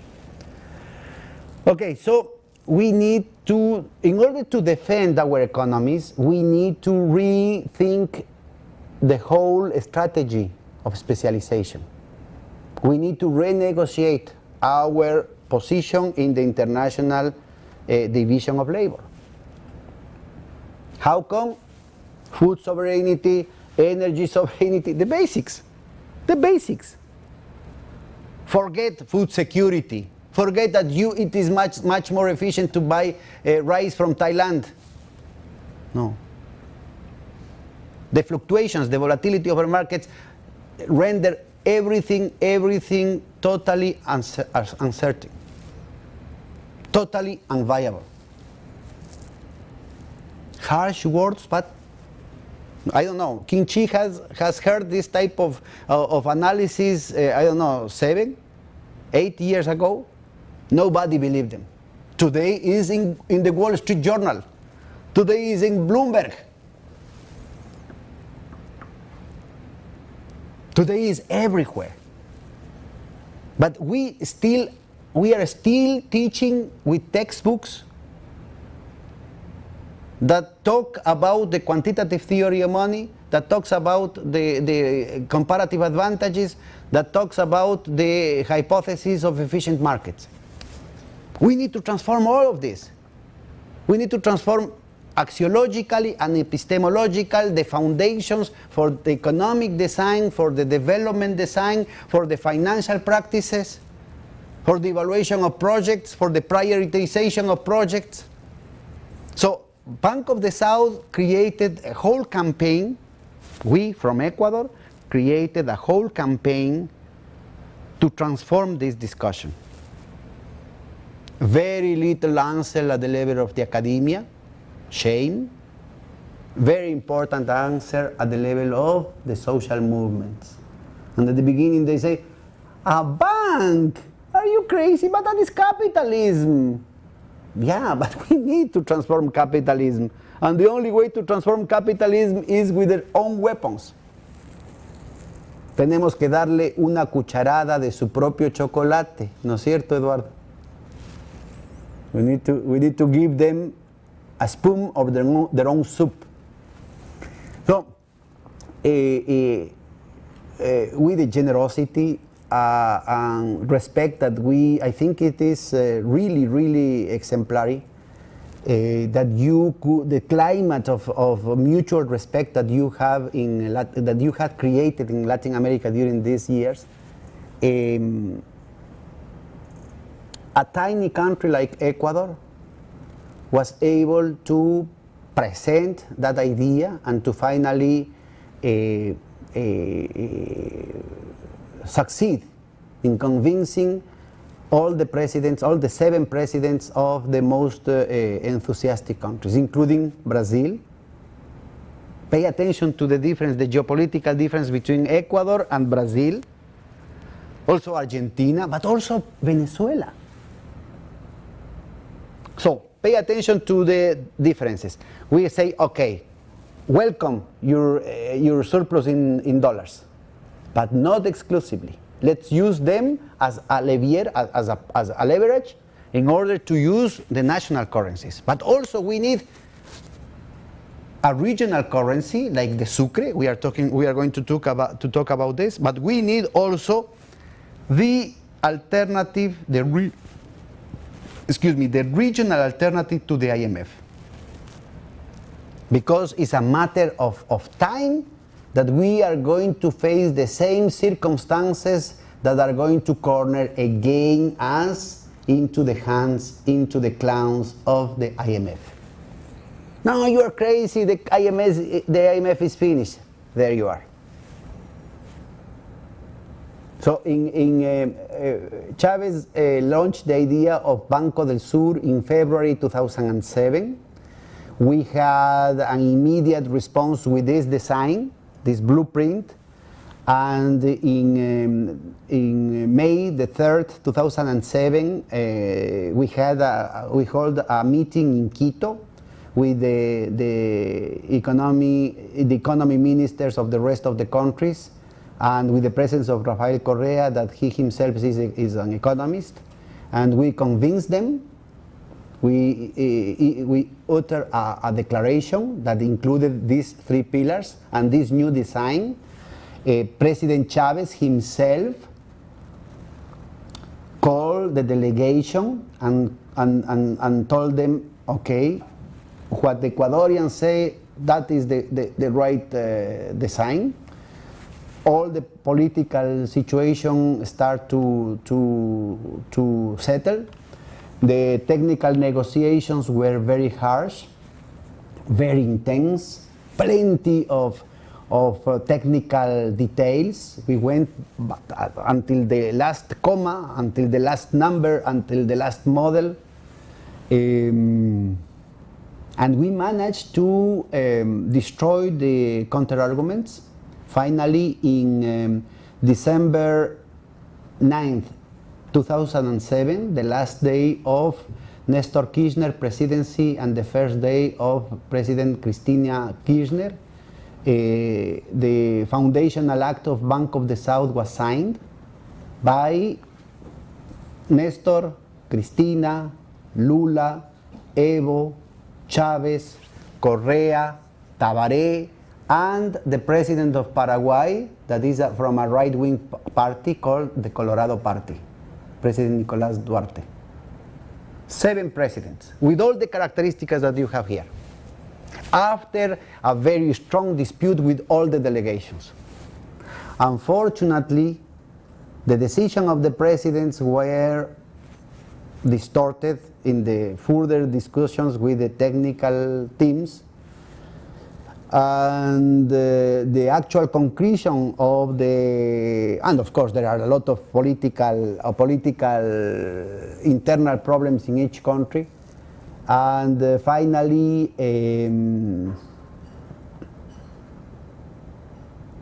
last year you had Ecuador, Venezuela, Bolivia, Argentina that had approved the final constitution of the bank. That means paying the social capital. And the Senate had blocked in Brazil the approval. The coup d'etat in Paraguay stopped the initiative. In Uruguay, they were waiting for the approval in Brazil. So we received the change in governments to the right in the conservative restoration in Brazil and in Argentina and Brazil without the institutional concretions, without the institutional situation. However, during the same time, you had a Bank of the BRICS, exactly with the same blueprint. You can check, for example, the communiqué, March 2012, I think is New Delhi, shows you a little bit of confusion with respect to the original Latin American proposal. They talk about a new type of development bank, but in the same institution, the stabilization fund, and in the same institution to trade with national currencies. It seems that at some point some of the friends got confused about the original model. We participated in some discussions with the civil society and some friends of the members of the BRICS, and that clarified the situation for the next meeting. Unfortunately, again, the technocratical teams diluted things. So at the beginning, the decision of March 2012 was $250 billion, 50 billion each, but $250 billion in national currency. What's the problem for Brazil to contribute with $50 billion in Brazilian reales? No problem. Not even the illusory inflation that emission was going to create, because those dollars were, those reales were not going to be used within the Brazilian territory, but in the rest of the world, in the rest of the third world, in the rest of the South. Unfortunately, in the meeting, in the next summit in Durban, the technocratic teams changed the original design and say $250 billion in dollars. And the president said, what? How can we afford $50 billion in dollars? And that stopped the initiative until the military offensive by NATO that triggered the initiative of China and Russia in 2014, and in a matter of days, they accelerated the process with the original project, the same blueprint, the Ecuadorian blueprint, the Latin American blueprint, and today you have already functioning the Bank of the BRICS. I think they had already given one loan, still in the traditional, with this mixture between this hybrid between international devises, dollars, and national currencies. No, they are still working on this, but they are going to issue bonds in national currencies, international bond in national currencies. So let's hope that they are not going to distort in the same logic of the speculative capital, reinforcing the international monopoly of the dollar and the Anglo-American network on transactionality, liquidity, and finance. The other very close design is the Bank of Investment in Infrastructure, the Asian Bank of Investment in Infrastructure. But not, as far as I know, I haven't had any contact in that case. I think it's 52 countries in a matter of a couple of months that signed for the new bank and contributed with the capital. So I think in this case is not really related to the use or the innovations in terms of financing, but in terms of the scope, you know? Because they say, oh, why are you creating another bank if you have the World Bank? Why are you creating a new bank if you also have the Inter-American Development Bank? Yes, but you have also the World Bank and the Asian Development Bank. So what? It is clear that they are not fulfilling their role. That is why they are creating another bank. And it's working. So what I'm trying to say is that, of course, there are plenty of reasons for nothing of this to become a reality. Because this speculative elite is so powerful. 62 people have the same income of 3.6 billion people. Okay. And that is only from the declarations of the tax declaration, without taking into account the shadow banking, without taking into account the derivatives, without taking into account the tax havens, without taking into account the shell companies. So, more or less that is the situation. Let me continue with the three pillars. Why is so important the three pillars? You cannot make loans in national currencies without the status of international divisa. In the case of the United States, that role that was enough because in the economic international order that emerged out of the victory of the Allies in the Second World War, the tremendous industrial capacity of the United States was enough to define the United States as the creditor country in the new international system. That was enough. However, they preferred, especially after the breakdown, the unilateral breakdown of Bretton Woods, they rely much more in the speculative side, in the financial side of rather than in the trade balance of the system. So it is crucial under those circumstances to have a very deep, short-term, very liquid and deep short-term market, money market, for example with treasury bonds. That is totally unnecessary if you have the technical support in terms of the real transactions. That means if the functions, the clearinghouse functions related to trade, deficit compensation mechanism is enough to transform a national currency in an international currency.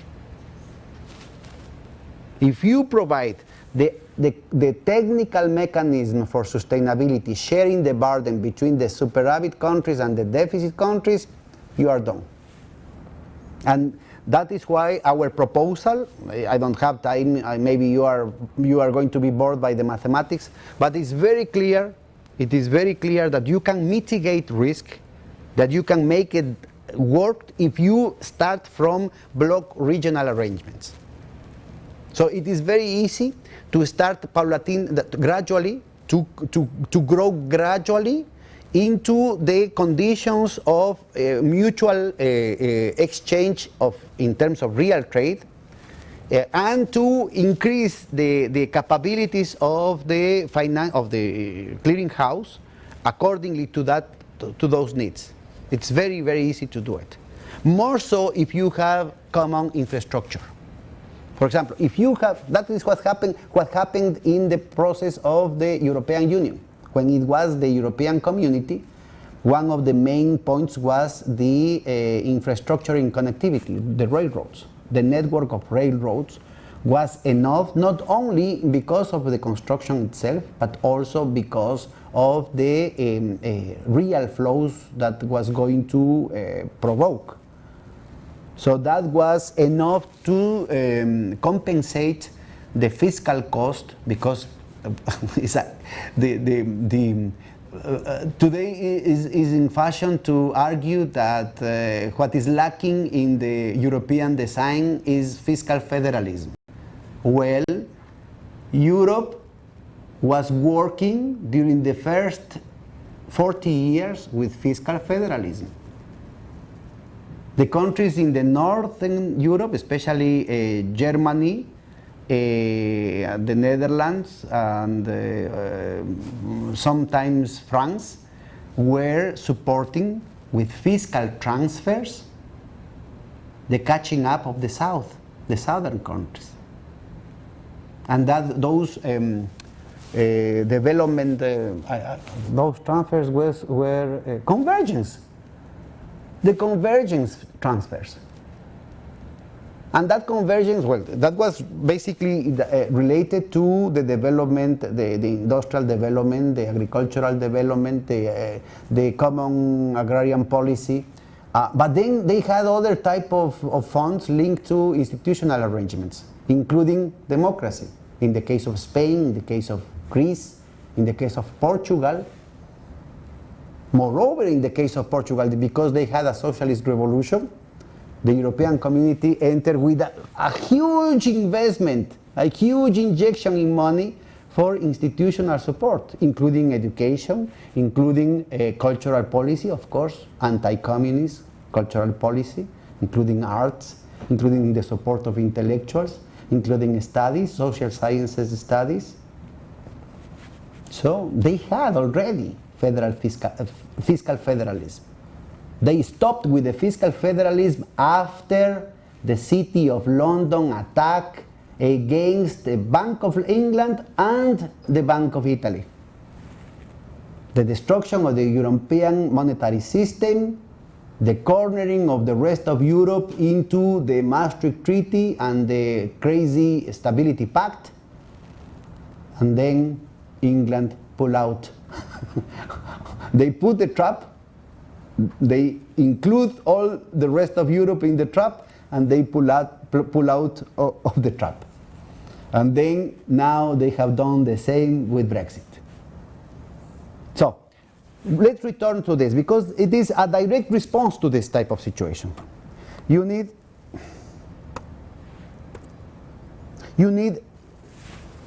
in order to support this new type of banking, you need a new type of stability, a new type of financial security network, both at the level of the country, at the level of the popular economy, at the level of the region, but also at the global level. The International Monetary Fund, originally in Bretton Woods, with a clear mandate for capital control, Article 4, with a clear mandate to curb speculation in the foreign exchange markets, with a clear mandate to curb speculation in the interest rate markets, has been transformed in an instrument, in a tool, in a puppet of speculative markets today, with the transformation during the 70s. And one of the main tools to transform internally the IMF was the triggering of the artificial triggering of the external debt cycle during the 80s. Even at the beginning of the 80s, the IMF had not the mandate, nor the instrumental, nor the preparation, nor the willingness to support most of the current adjustment programs. They had, of course, for people that are interested on this, Pollack's model, that is the support for a lot of stupidity, but they had Robert Trifan, for example. The first loan that the IMF gave was to Belgium, and it was not an adjustment loan. It was a stimulus package. So we must pay attention to the actual institutions, to the real history. So we need to learn out of those possibilities, but we are also plenty of options with the new technologies. Telematics, one of them, but also there are plenty of instruments, of mathematical instruments that instead of being used for more crockery, for more speculation, for more fraud, like today, you can use in order to mitigate risks and in order to have wiser decisions in terms of financial allocations and in terms of prevention. It is perfectly possible. With the same technology that you can make a swap, with the same technology that you can make a credit default swap, with the same technology that you can make a put option or a call option, you can create the instruments to make a much more effective and transparent market among the country members in a financial safety net glove, using the central banks in this other perspective, and having a regional fund with these new possibilities. So we presented a candidacy to transform the FLAR, the existing, the very small existing Latin American Reserve Fund, into this new type of fund, including a network of financial facilities for balance of payments, for fiscal, for treasury needs, an internal mechanism for recycling the liquidity both of the public and the private sector. There are a lot, you know, the liquid assets of the public and the private sector in Latin America could surpass $3 trillion today. The immediately liquid assets, we are not talking about collocations, long-term puts, we are talking about immediately liquidable assets. And most of those resources, we are talking about international reserves from the central banks, we are talking about pensional funds, sovereign funds, parafiscal funds, stability funds, the deposits of the Latin Americans put in the private banks, that the private banks had excedents and they are over cashed, and they put those excedents in the focus of infection. That's a risk. They put in the offshores, they put those funds in the most liquid part of the assets, of the asset structure of the Latin American private banks, had put in the Bahamas, in the Virgin Islands, or in the city of London, or in Delaware, or in Gibraltar, on the Jersey Islands.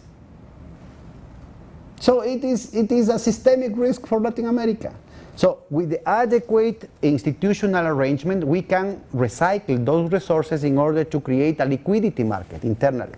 So look, just to show you something here, look. Latin America in 2010 was lending at 1%, at less than 1%, because the interest rate in the United States was 0.3, 0.2%. Today, there are even cases of negative nominal interest rates, above all among European banks. That means that in order for you to put your money in a bank, they are charging you, not paying you interest. And even though there are private and public banks that are putting their money, paying for putting the money there, instead of recycling those resources for the needs of Latin America. Crazy. And you know, the average borrowing rate between public and private sector was 13%.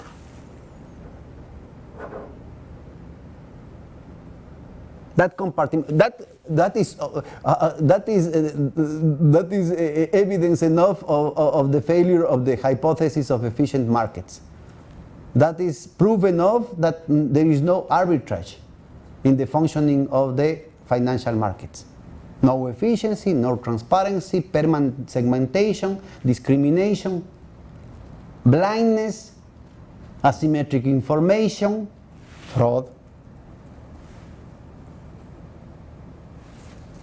So we have plenty of possibilities of doing this. So look, this fund of the South must include a sovereign management of liquidity. That means a transformation, a common transformation of the individual management of liquidity, both public and private. Multilateral swap matrix. You have here the Chiang Mai initiative, but the Chiang Mai initiative is a spaghetti of bilateral accords, very inefficient. We had designed from the inception a multilateral swap mechanism that can gain from scope, for economies of scope, for economies of network, for economies of scale, precisely of the multilateralism. So you have emergency facilities for balance of payments, emergency facilities for treasuries, a new system for regional reserves, common regional reserves, that include the possibility of keeping the oil under the soil, based upon a design by Keynes in the case of the counter-revolutionary white army government in the Siberia.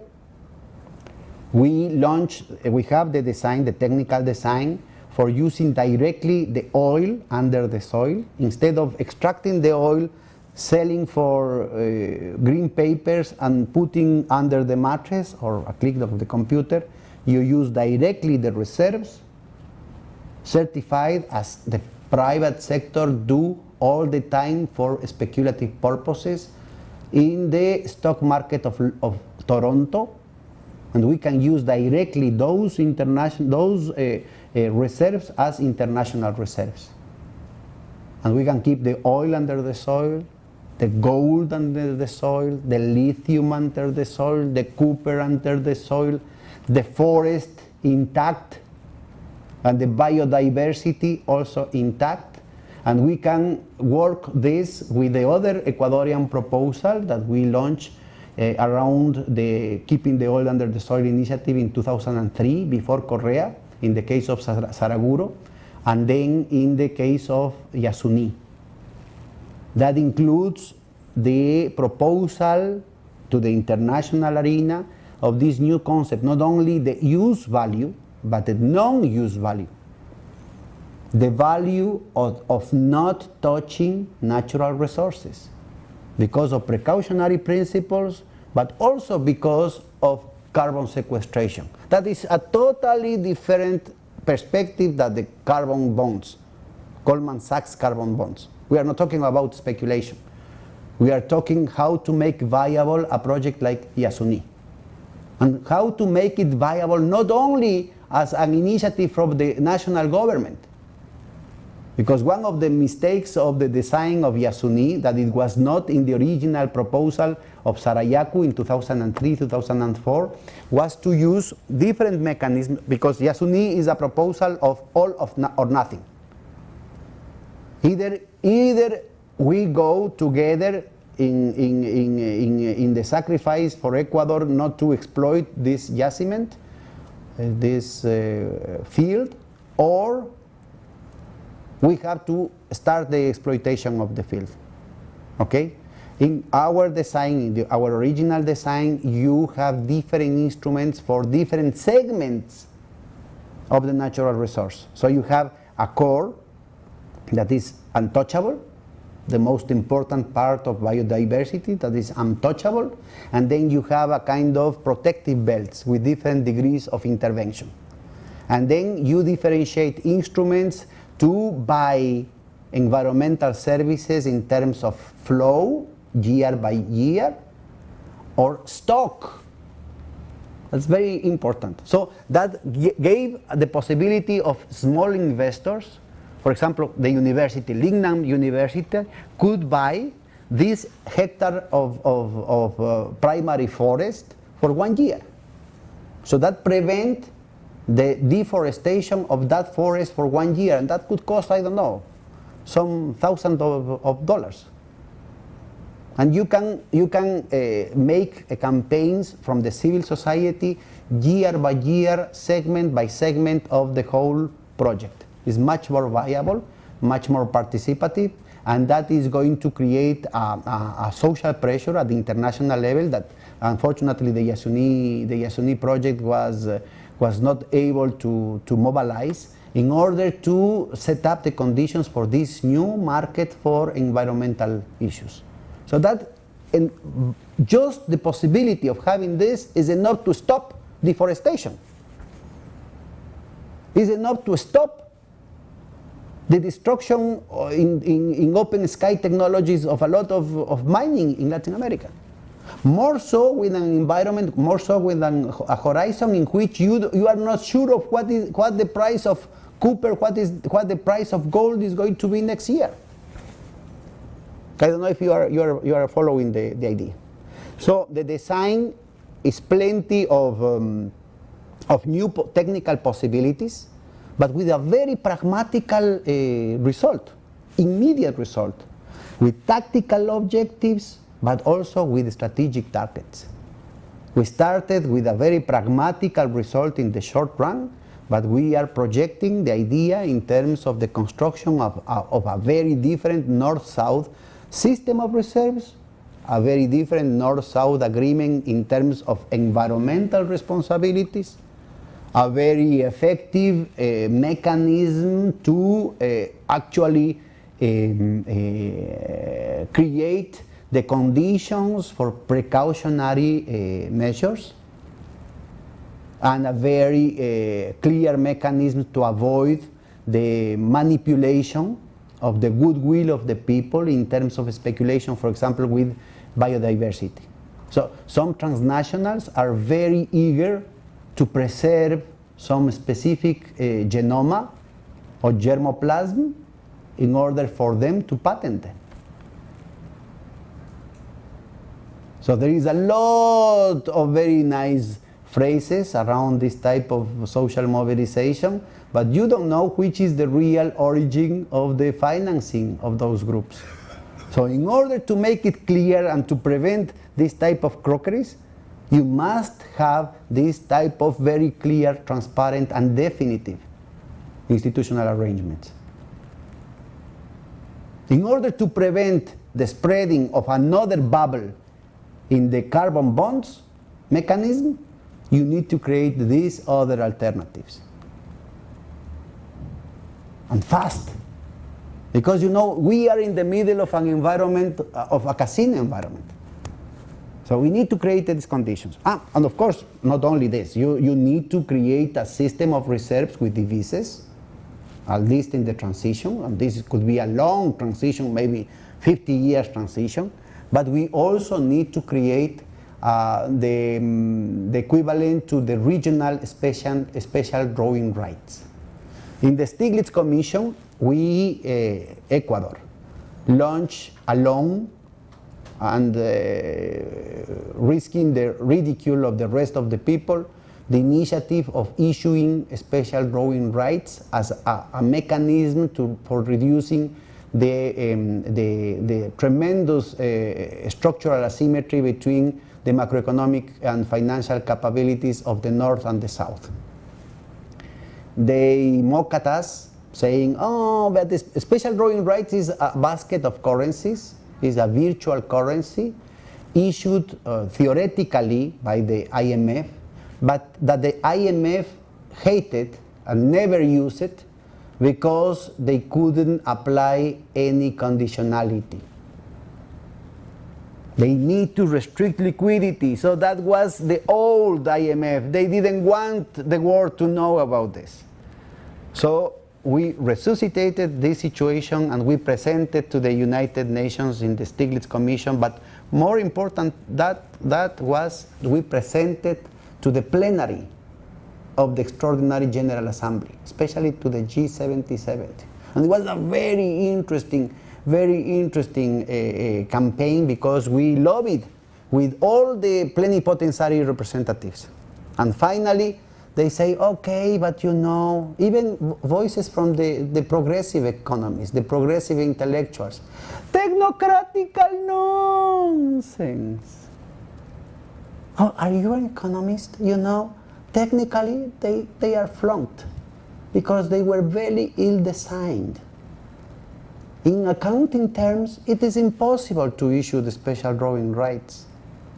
Oh, even if you can solve the technical problems, politically that is inviable because you need the approval of the Congress of the United States, of the Senate of the United States, and then you need to make a consultation to the Supreme Court. Again, Fuente Ovejuna, the lucid initiative of Padre Miguel de Escoto, the Sandinist president of the General Assembly at that time, summoning the extraordinary meeting of the General Assembly, was enough to change the balance of power.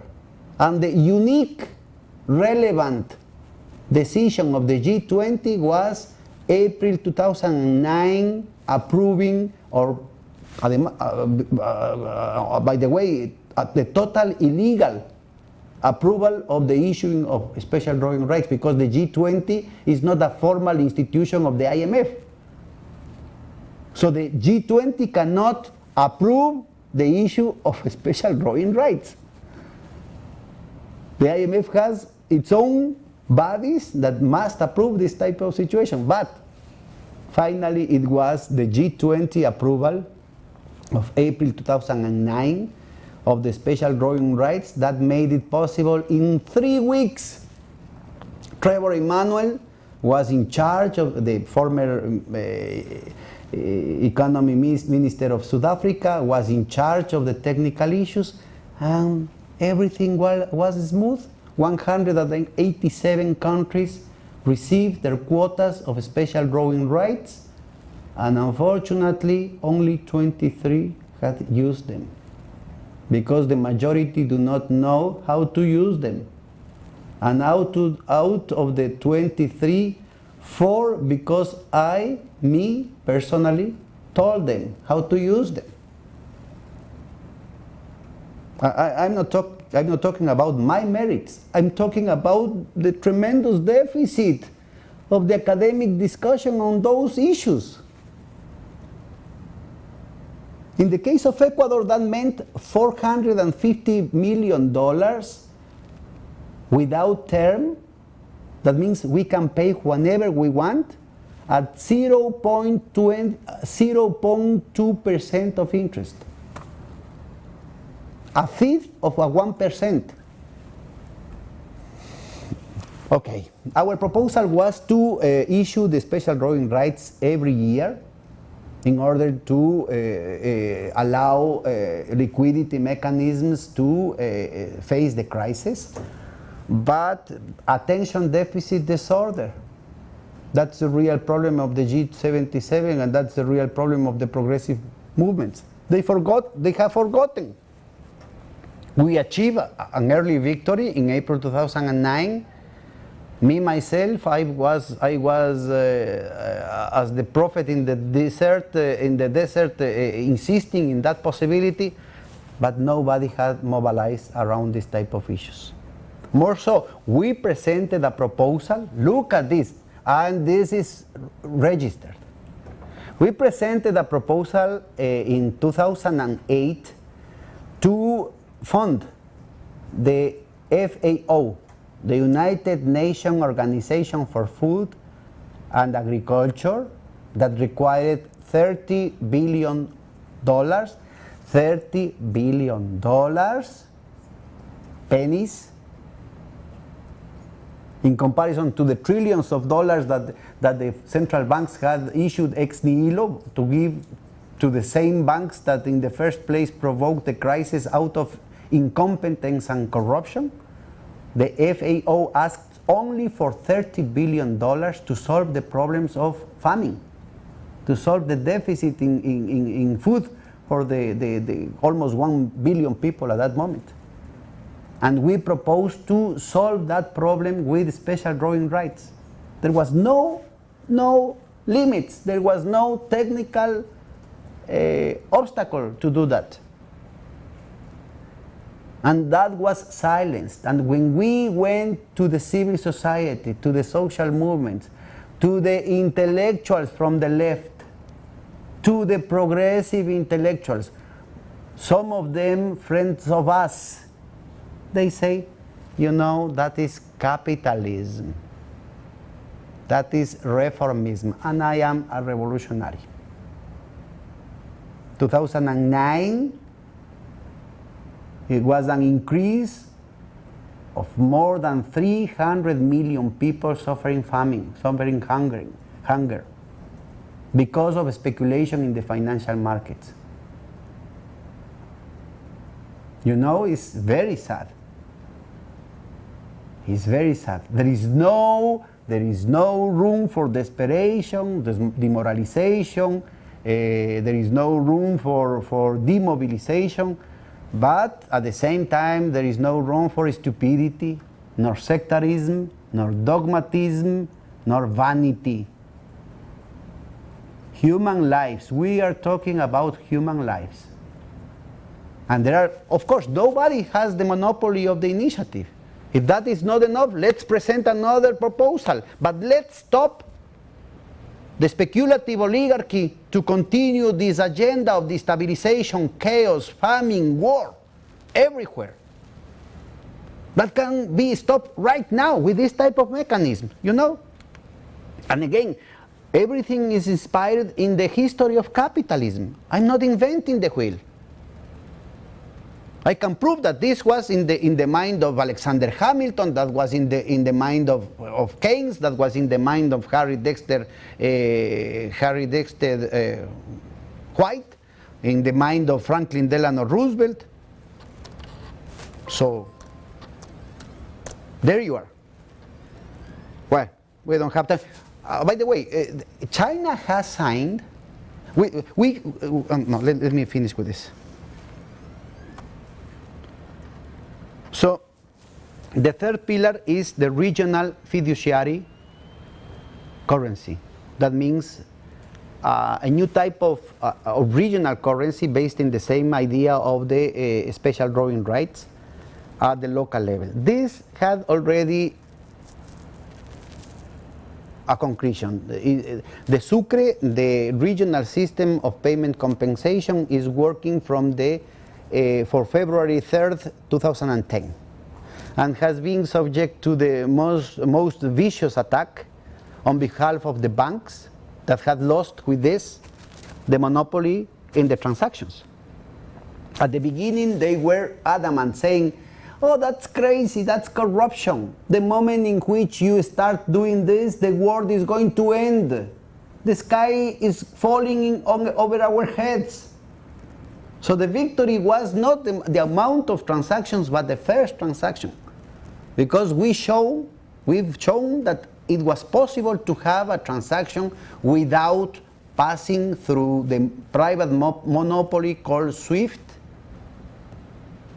through the commissions that the Federal Reserve. You know that if China buys something to Ecuador, the transaction has to pass through the Federal Reserve of the United States?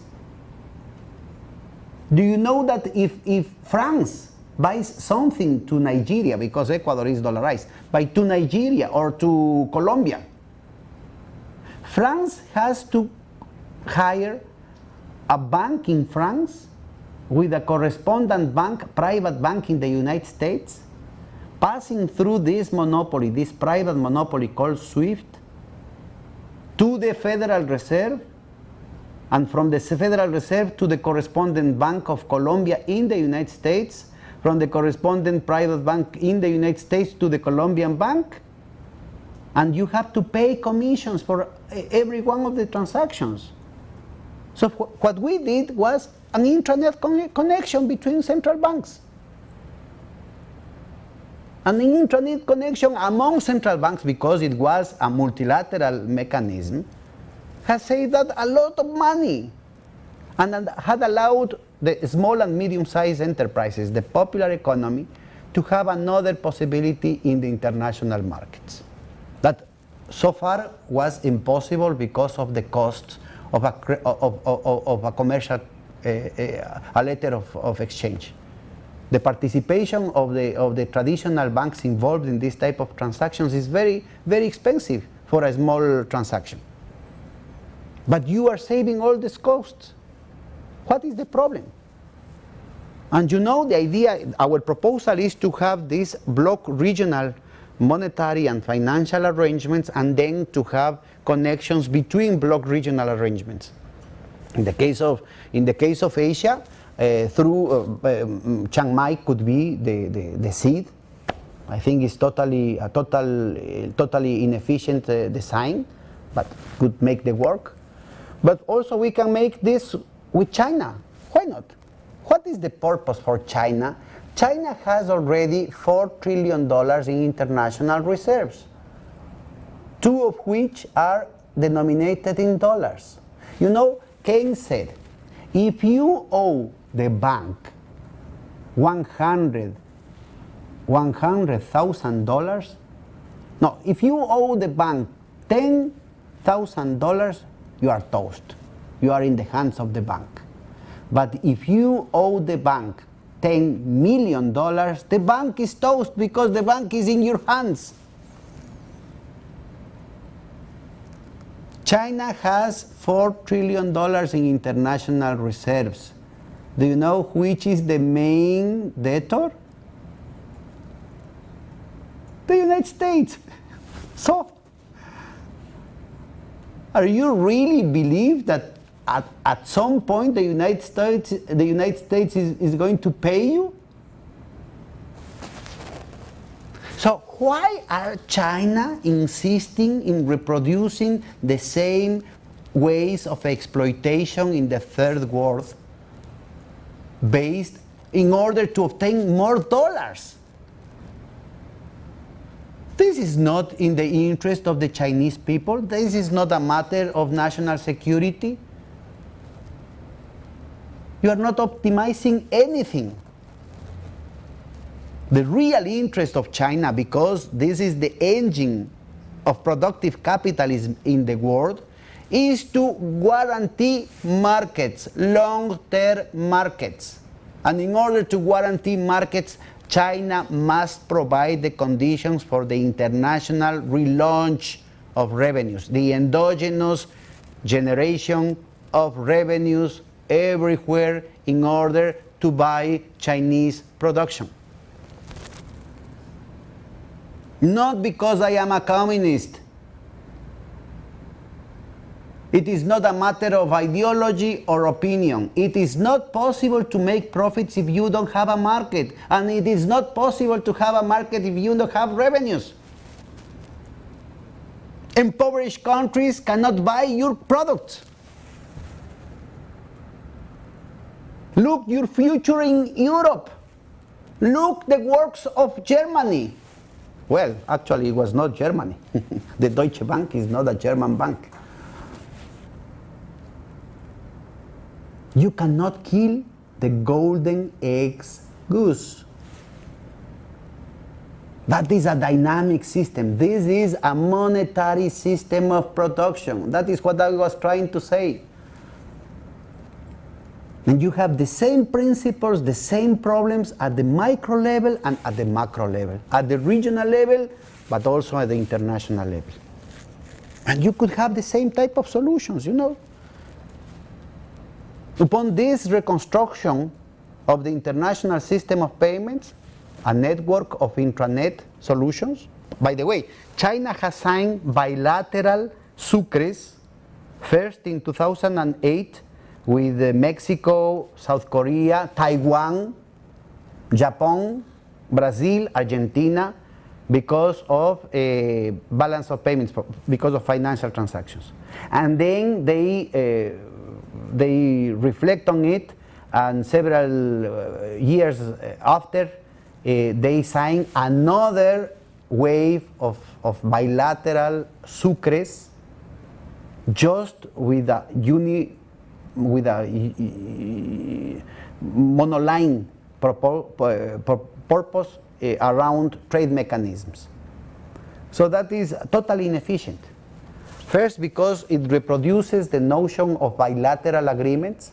Second, because it compartmentalizes the versatility, it impedes the versatility of the mechanism. And third, because it creates an additional source of volatility. Because everything depends upon the possibilities of signing further bilateral agreements piece by piece or piecewise in order to guarantee the continuity of trade or the continuity of the growth process. The sucre, I'm telling that this is the sucre because it's not the old technology.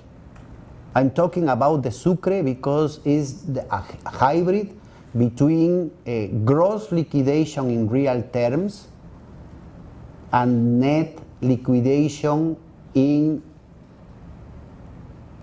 the live terms. So in the case of the sucre is gross liquidation in real terms that provokes a new title that could be immediately negotiable. That means you can use those sucres, those special regional special drawing rights, in order to export or in order to import or in order to pay to the central banks. Immediately, you don't need to wait for anything. But if you retain the title, you can redeem the title every 6 months for dollars. So there is no risk, or the risk is minimum. So we have the whole design mitigating the fluctuations between exchange rates among the partners in the club.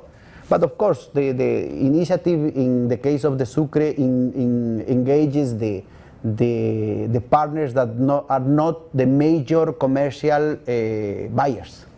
So that limits the possibility. But even though we had increase in several times the size of the transactions, for example, between Ecuador and Cuba, between Ecuador and Venezuela, between Ecuador and Bolivia, or Bolivia and Nicaragua. We were not the reciprocal major partners of each other, but even though in terms of rates of growth, it has been very successful. But they are saying, oh, but this is narco traffic, this is terrorism, this is stupid, this is corruption, this is totally inefficient. That is just propaganda, you know. So right now we can work South-South cooperations, for example. South America with Africa, South America with China, South America with Europe. And that could prevent the depression of the trade flows. You know, this is, of course, this is capitalism. But it is a capitalism that is going to at least buy time against the possibility of war. If you are serious about the gravity of this crisis, you must be serious about how to prevent the worst outcomes. It is in the interest of China to have a mechanism that could sustain, defend, and promote further trade, especially with the providers of raw materials and the potential buyers of Chinese manufacturers. Why not? I'm not talking about socialism, I'm not talking about solidarity, I'm talking about interest. I don't know if I'm trying to show you how viable it is to push for this type of solutions and to block predatory behaviors, like in the case of Occidental, like in the case of several of the loans that China has issued for Ecuador, like in the case of several anticipated sales of oil, etc., etc. Well, so over the basis of this, you can have this fractal replica, no? A micro-regional fractal replica, a net of networks for local and regional circuits of settlement. That is what we already had in working with the Supertienda Ecuador. So it is the replica of this, but now linked to the Internet of Things in order to promote the people's economy at the level of the territory, at the level of the community. Or you can have macro regional fractal replica, a new type of north-south negotiations, a new type of options of south-south cooperation mechanisms, including swap and credit, what in the aftermath was Bank of the BRICS. So look, the original design had a partial concretion, but in a very unexpected ways, in a much larger scale, because we never thought that Bank of the BRICS could be a reality at such a scale. And the same can be seen around the infrastructure investment bank, because this is related to the Silk Road, One Belt, One Road, but it also opens the doors for another infrastructure of intercontinental infrastructure, of continental connectivity. Not necessarily in terms of roads. It could be internet. It could be optic fiber. It could be satellites. Or it could be the network of railroads or the network of maglevs in the whole Latin America. Why not? Big business, profitable business.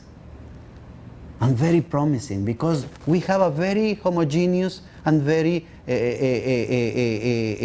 peaceful, now that the peoples in Colombia had forced the government to the peace, you have peace in the whole continent. A very promising market. Okay, so you can go from here, this local, this regional design, this continental design, towards a new global financial architecture, building a multipolar network of global reserves upon block regional arrangements. One of the main anchorage for depression is the need for each country to accumulate reserves, international reserves, out of fear. Because the multiplicative effect, internal effect and external effect of this savings, of this restriction of effective demand is not fixed, is amplified because of the depressive environment. That means you have a multiplicative effect of not spending those dollars that you put in the international reserves larger when you have an international crisis.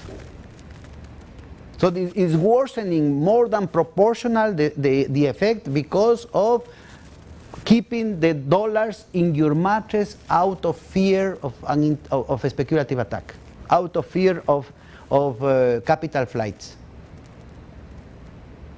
So you can put capital controls, you can put foreign exchange controls, even you can design, I have some proposals, you can design a new type of financial instruments to avoid risk, both in the financial market and the foreign exchange markets, without accumulating reserves. That is futile. You know, the country with the largest international reserve in the world is Bolivia. More than half the GDP. They have more international reserves than China in proportion to the GDP. Half of the GDP sacrificed out of fear. Do you know how much money is that? $9 billion. It's the coffee break of Mr. Soros. Totally futile exercise. Is worthy the sacrifice for the Bolivian people not to engage in more ambitious investment projects? Or maybe the industrialization of lithium or something like that? Of course that they have very good reasons to do that. It has been proven the use of this economic war to destabilize the democracy in Bolivia. But look from the perspective of the international system, it's totally inefficient. In the case of Russia, they had to sacrifice $300 billion in 2009 in 6 weeks. For what? When you can curb this type of hostilities and volatilities just with regulation and with another system of reserves. You need to free those idle resources in order to recycle for productive ends. You need to preserve trade flows. You need to foster new actors, new products, and new possibilities in the international trade. Even recovering the centripete character of trade and the coherence between production and consumption, you still have a lot of niches of the market for international trade and long-distance trade. Very important ones. Technology, for example. The network of maglevs in Latin America is going to provoke very sustained and heavy flows of materials and of course and financing. And then over those conditions you can create a multipolar international system of governance. You can create the conditions for the respect of international law and therefore stakes for peace. Stakes for the respect. If you have a common infrastructure, the stakes to sustain peace are much larger if you are totally disconnected. You are back to each other. So that is the proposal. Thank you.